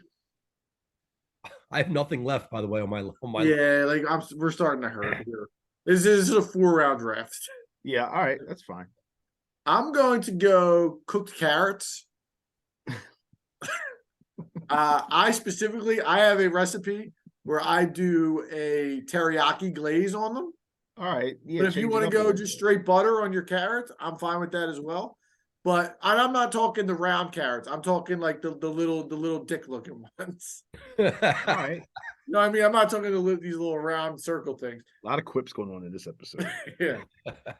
Again, not something over the top as far as, I gotta die by it, but since Al took all the meats off the table, we gotta find a way around it. So I'm gonna go cooked carrots as my 3rd round pick. Okay, I like carrots, man. Carrots are delicious. carrots are solid. Yeah, You cook them the right way, man. They're good. Mm-hmm. No doubt. Agreed. All right, so am I up? Yep, for 2. All right, so I'm gonna go dessert here, and Oh, desserts are on the table. Yeah, Why desserts not? are It's- yeah, Desserts are Thanksgiving on the food. table. Desserts on a side. Dude. We didn't say side. We said Thanksgiving foods, and then you took the meats out. Oh my God. What's wrong with Show a me- dessert? Show me I think where it we- says Thanksgiving sides. I think we can go 5 rounds then, because I can fire off some desserts. All right, that's I'm fine. not a big Thanksgiving dessert guy, but go ahead. I was gonna say my mother-in-law has a place up in Connecticut where they live that has an awesome blueberry pie, and I think blueberry is technically out of season at this point in time, but she gets it actually made. Knowing how much I love blueberry pie, she gets it made for me when we come up there, and it is awesome. I mean, you talk about like a perfect pie, like the perfect amount of fruit in the pie. You've got the sugar crust on top, a little bit of a crispiness to it. Perfect, like it's just perfect distribution of the pie to the crust to the fruit. So yeah, I'm a pie guy. I like pie.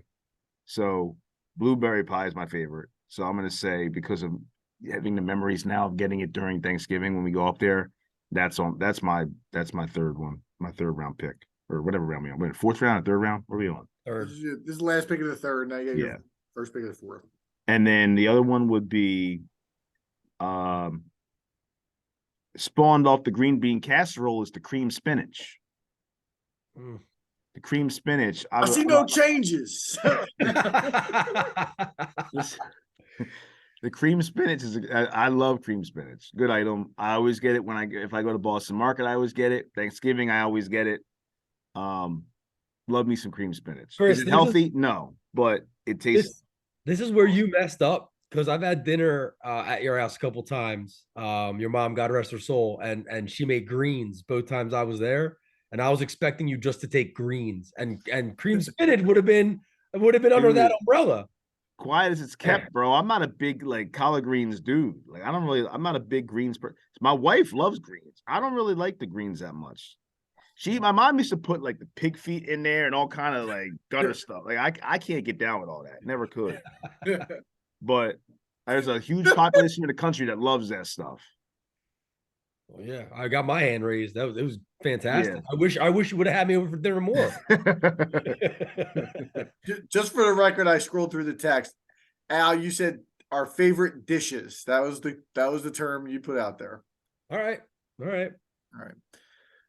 So for me, since we're going desserts included here, I'm going to go generic on you, and I'm going ice cream. Your Breyer's vanilla bean ice cream. Listen, pie is the most overrated dessert that there is. I can't stand pie. So for me, I'm taking 2 scoops of ice cream, whatever flavor you want. I'd probably actually go 4 or 5 scoops, but we're trying to be better. Ice cream's where it's at. It's the best dessert there is. There's nothing to top it. Do not tell me that pie is better than ice cream. It's just not. It is, and also there's the only thing better than pie over ice cream is ice cream with the pie. Yeah, and I Ice get cream that. on top of pie is like the holy grail. Poontang pie. There you go. That's the holy grail. But I mean, like, there's not much better. There's not much better food items than ice cream on top of pie, dude. I'll go chocolate ice cream. What's your favorite flavor? I don't know. What's your favorite flavor of ice cream? Like, I think it's different for the holidays. Like Thanksgiving, you're not busting out the cookie dough. Yeah, no, I would do cookies and cream or the funfetti cake. Cookies and cream, cookie dough, or goat ice creams. Yeah. But a real sleeper is vanilla bean. No, I'm not a vanilla bean guy. Vanilla bean's good because you can. It's bean. almost like an accessory. You could put anything in it. Yeah, vanilla bean is fantastic. A good vanilla bean. Mm-hmm. I actually think coffee's the sleeper. Coffee's true. Ice And cream? mint chocolate chip is good as well. Remember when Quiggs used to come into Carol with a big stain on his chest on his Carol sweater, and he would say it's because he dropped ice cream on it. At like 6:30 in the morning. All right, so I'm going ice cream. Al, you got your last 2 picks here. Wow. All right. I'm assuming you guys aren't going to take another dessert. So there's one that's going to get left on the board because I'm not taking it either. I'm going to take for a dessert cheesecake.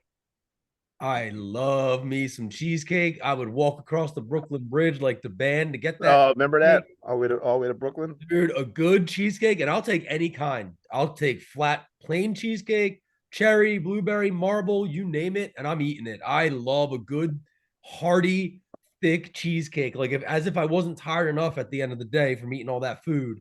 That's the cherry on top, so to speak, is a nice hunk of cheesecake. So I think again, you guys probably aren't going to take another dessert. I'm assuming. So I think pumpkin pie is going to get left on the board here. I'm not taking pie. I told you how I feel about pie. Cheesecakes are a good pick. I do like pumpkin pie, but cheesecake is probably my. I'm not much of a dessert guy. Cheesecake's probably my favorite dessert. How often are you eating cheesecake during the course of the year? Like how many pieces of cheesecake are you consuming in a calendar year? Whenever it's there, and which is only special occasions, so it's probably like 2 or 3 times a year. Yeah, that's the right amount. Yeah, but again, I generally don't eat dessert like as a just a taste. I don't eat dessert. Oh man, I got a huge sweet tooth. Yeah, I can't end the night without something sweet. I gave it all up. Like I guess it's been like 5 weeks ago. I gave up all the sweets. It's been hard. It's been hard. So if you guys go to a restaurant, are you getting appetizers or are you getting dessert? I get dessert. I get both usually, but no. But now you got to pick. I mean, usually I would take dessert, but now I'm off dessert, so I got to take an appetizer. But if you weren't off dessert, see, like for me, I'm not a fancy restaurant dessert guy. Like I just want a bowl of ice cream. What do you eat? Like I don't need like a creme brulee like that. So if you go to Texas Roadhouse next week and they say, Adam, you can either have the Texas Roadhouse biscuits or you can have a bowl of ice cream. What do you want? Don't make me ice cream on top of the biscuit. If I was going to the chair, that might be the 2 things I asked for: ice cream and the Texas Roadhouse biscuits. Dude, like I can't. That is an awesome subject topic. What, going to the chair? Last meals. Oh, yeah. I got a few. That's a whole segment. I can't pick between the 2. I mean, ice cream is. I think it depends where you go to. Like if you go to a place that's known for like something on their menu for dessert and you want to get like that's different. Or vice versa. If you go to like Outback and they have the bloomin' onion as an appetizer, you might get that and not a dessert. You know what I mean? Like it depends on a little bit where you go, I think too. Like I'm not a big like the rich chocolate. I don't have a taste for that. So like when you see like these chocolate mousse stuff like that, just give me ice cream or like this brownie skillet cookie, like one of those things. Oh man. Oh yeah. Yeah, like that's You used to get those at a lot of BG dinners back in the day. yeah, put a little vanilla bean on that. Yeah. Oh, absolutely. Yeah, Oh, that's what I'm chef's talking kiss. about. Mhm. Rest in peace, champs. Um, so Al, you're up for your last pick here. Yep, yep. I'm struggling with this one. I think there's a couple that are going to get left on the board unless you guys take them that people probably aren't going to be too happy about. But my particular taste, I can't lie to myself here. Now, this is one that I'm going to take, guys, and let me know if I shouldn't do this. This isn't one that I actually have at Thanksgiving dinner, but it is a Thanksgiving dinner side. So is that okay? Let's hear I'm going with the roasted Brussels sprouts. it. Yeah. We don't have them, but I love roasted Brussels sprouts. All you got, they're easy to make. Chop them in half, a little oil, a little sea salt. If you want to get fancy, a little Parmesan cheese, throw them in the oven, bake them. They come out crispy. I'm a big Brussels sprouts fan. We don't actually have them. I wish we did. Maybe I'll make it this year. Now that's a staple at our Thanksgiving table. I stay away from it, but I know the family likes to have it out there. They make those also. I've heard they're really good. I'm just not a Brussels sprouts person. No, it's another divisive side. I get it. Yeah. People, you either like them or you don't, and most people don't. I get it. But if I'm making my plate, that's definitely rounding off my top 5. Yeah, I mean, it's one of those deals. It's very polarizing. The Brussels sprout. Yeah. You either love it or you hate it. Yep. Speaking of polarizing, has anyone ever had the turducken? No, it's not a real thing. No bullshit, it's not. John Madden. Have you ever? Yeah, but it's not a Madden? real. They created it. It's not a real bird. Somebody checked on that. That's It's gotta not a be. turducken. Are you kidding me? Wait, are you serious right now? That doesn't really exist. That's not a real thing. I wouldn't. I understand. It's a hybrid that they create for the Yeah, what do you think? Oh. We eat a galloping gobbler for Thanksgiving? I'm looking at it right now. No, dude, there's not a it's man-made. It's not a Yeah, real yeah, bird. yeah. I understand that. It's turkey, duck, and chicken. I understand what it is. Yeah. Yeah. I thought you were saying you thought it was like a mantar that was walking around and you could No, just I thought you were cook it trying to say like the whole thing. Like, no, I know there's not like a bird out there that's a combo. the rare turducken It's man from Lancaster County. I was just trying to show respect to my man John Madden. Oh, I yeah. understand there's not a real animal called a turducken.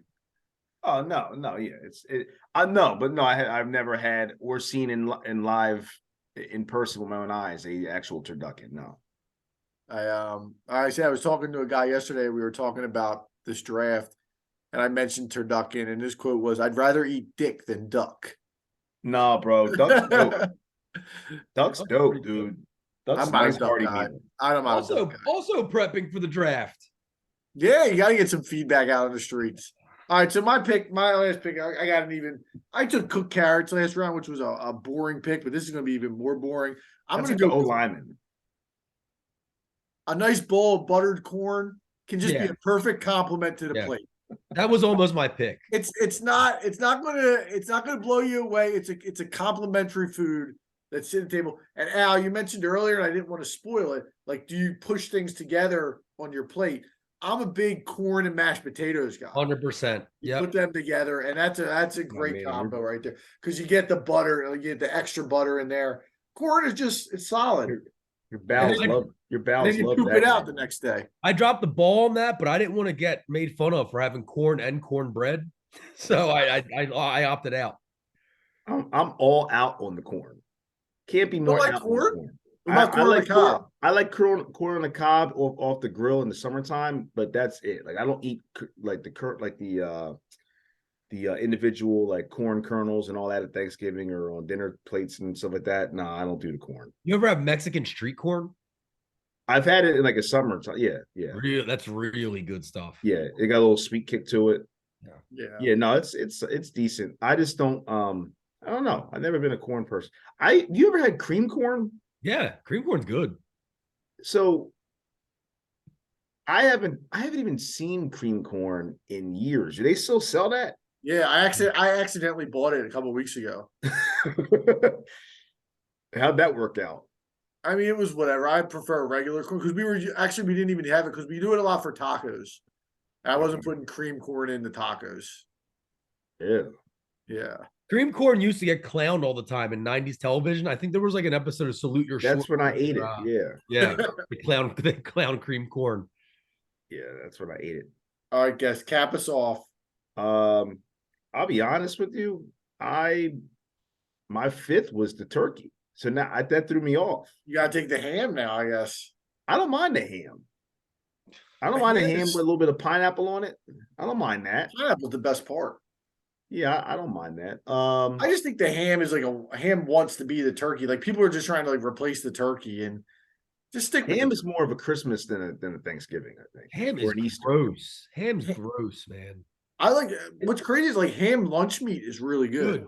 Why is like ham the big meat? It just doesn't do it for too me. thick? It's too thick.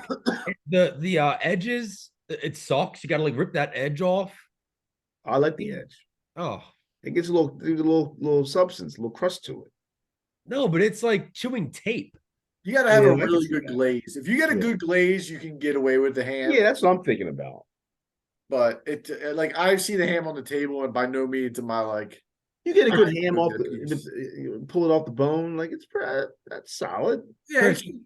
Guess what? For the fifth round, it's a fine pick. There's one more. No, you can't take ham. No meats.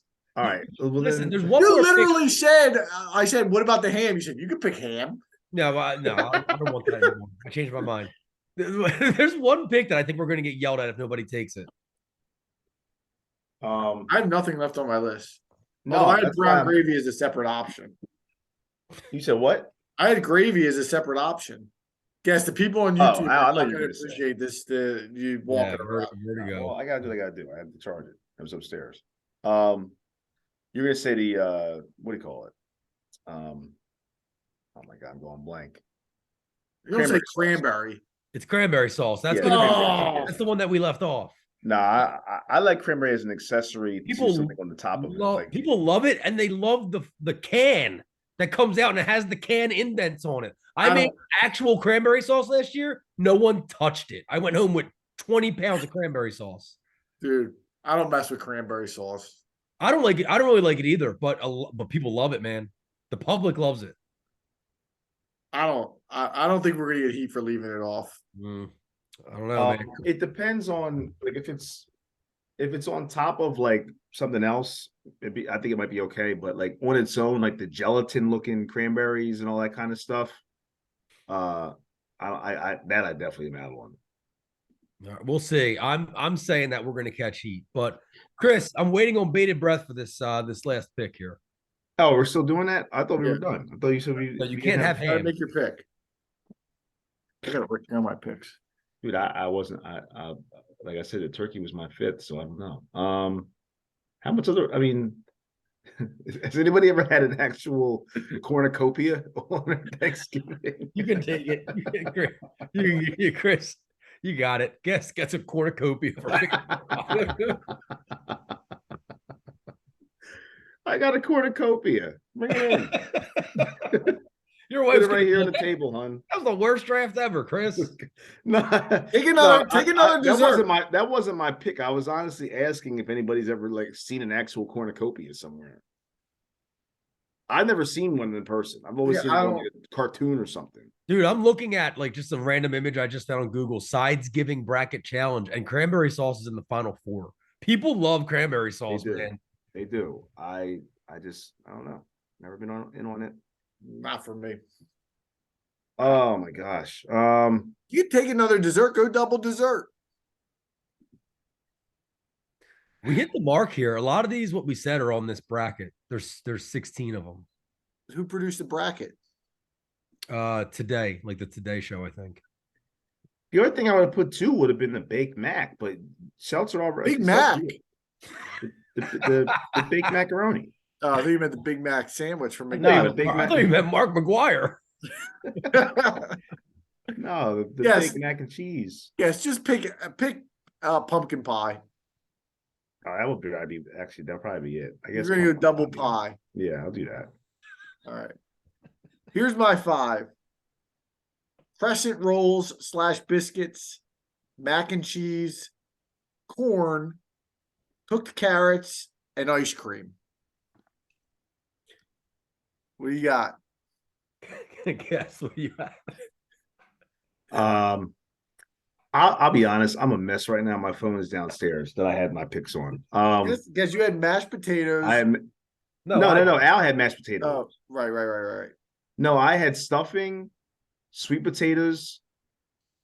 What else did I have? Double pie, Blueberry. Yeah, the blueberry pie I had. I like pumpkin pie, and then did you have something green?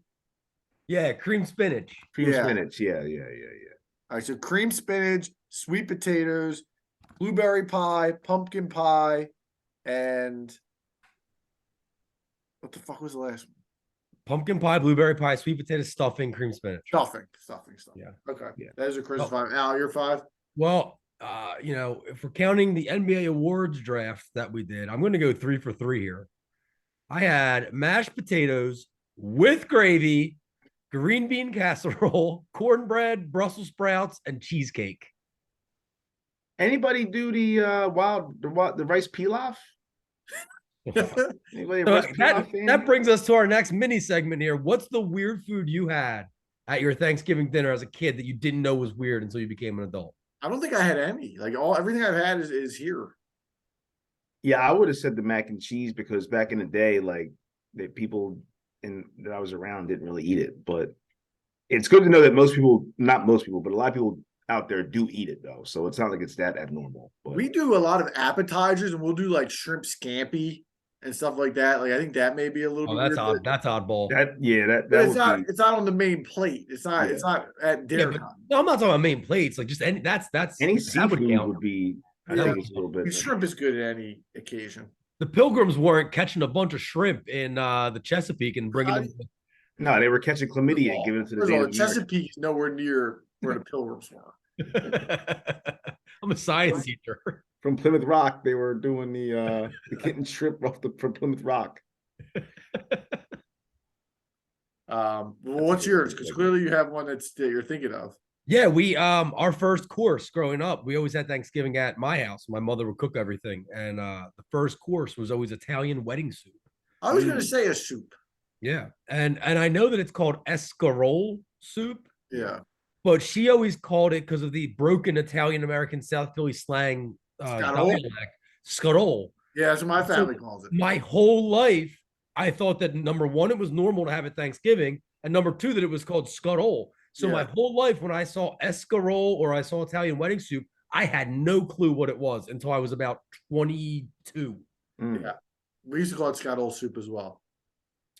Yeah, I heard something about Italian wedding soup the other day. Something about how it's called Italian wedding soup for a reason that isn't specifically because it's like served at Italian weddings. It's like a specific reason why they call it that. And I can't remember what it was, but it was different than what people think. Because it's a wedding of the families at Thanksgiving dinner as the first course. There you go. Way to save that my sentence. yeah, that was a blank statement there, Chris. But that will wrap it up for episode 20. Thanksgiving Eve. We want to wish all of our listeners a happy Thanksgiving. The podcast will come out on Thanksgiving morning, but hopefully you guys will have the opportunity to listen to it over your long weekend. And we'll be back next week to discuss some more topics in the sports world. Guys, anything else before we sign off? Yeah, we're legal next week.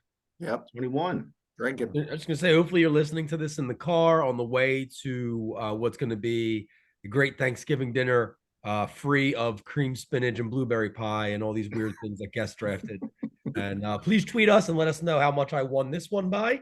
That's at 3K Podcast. And this will also be available on YouTube. Shout out to all those who watched us on YouTube last week. A lot of viewers on there. So appreciate it. Stay healthy, stay safe, and we're going to drop that beat.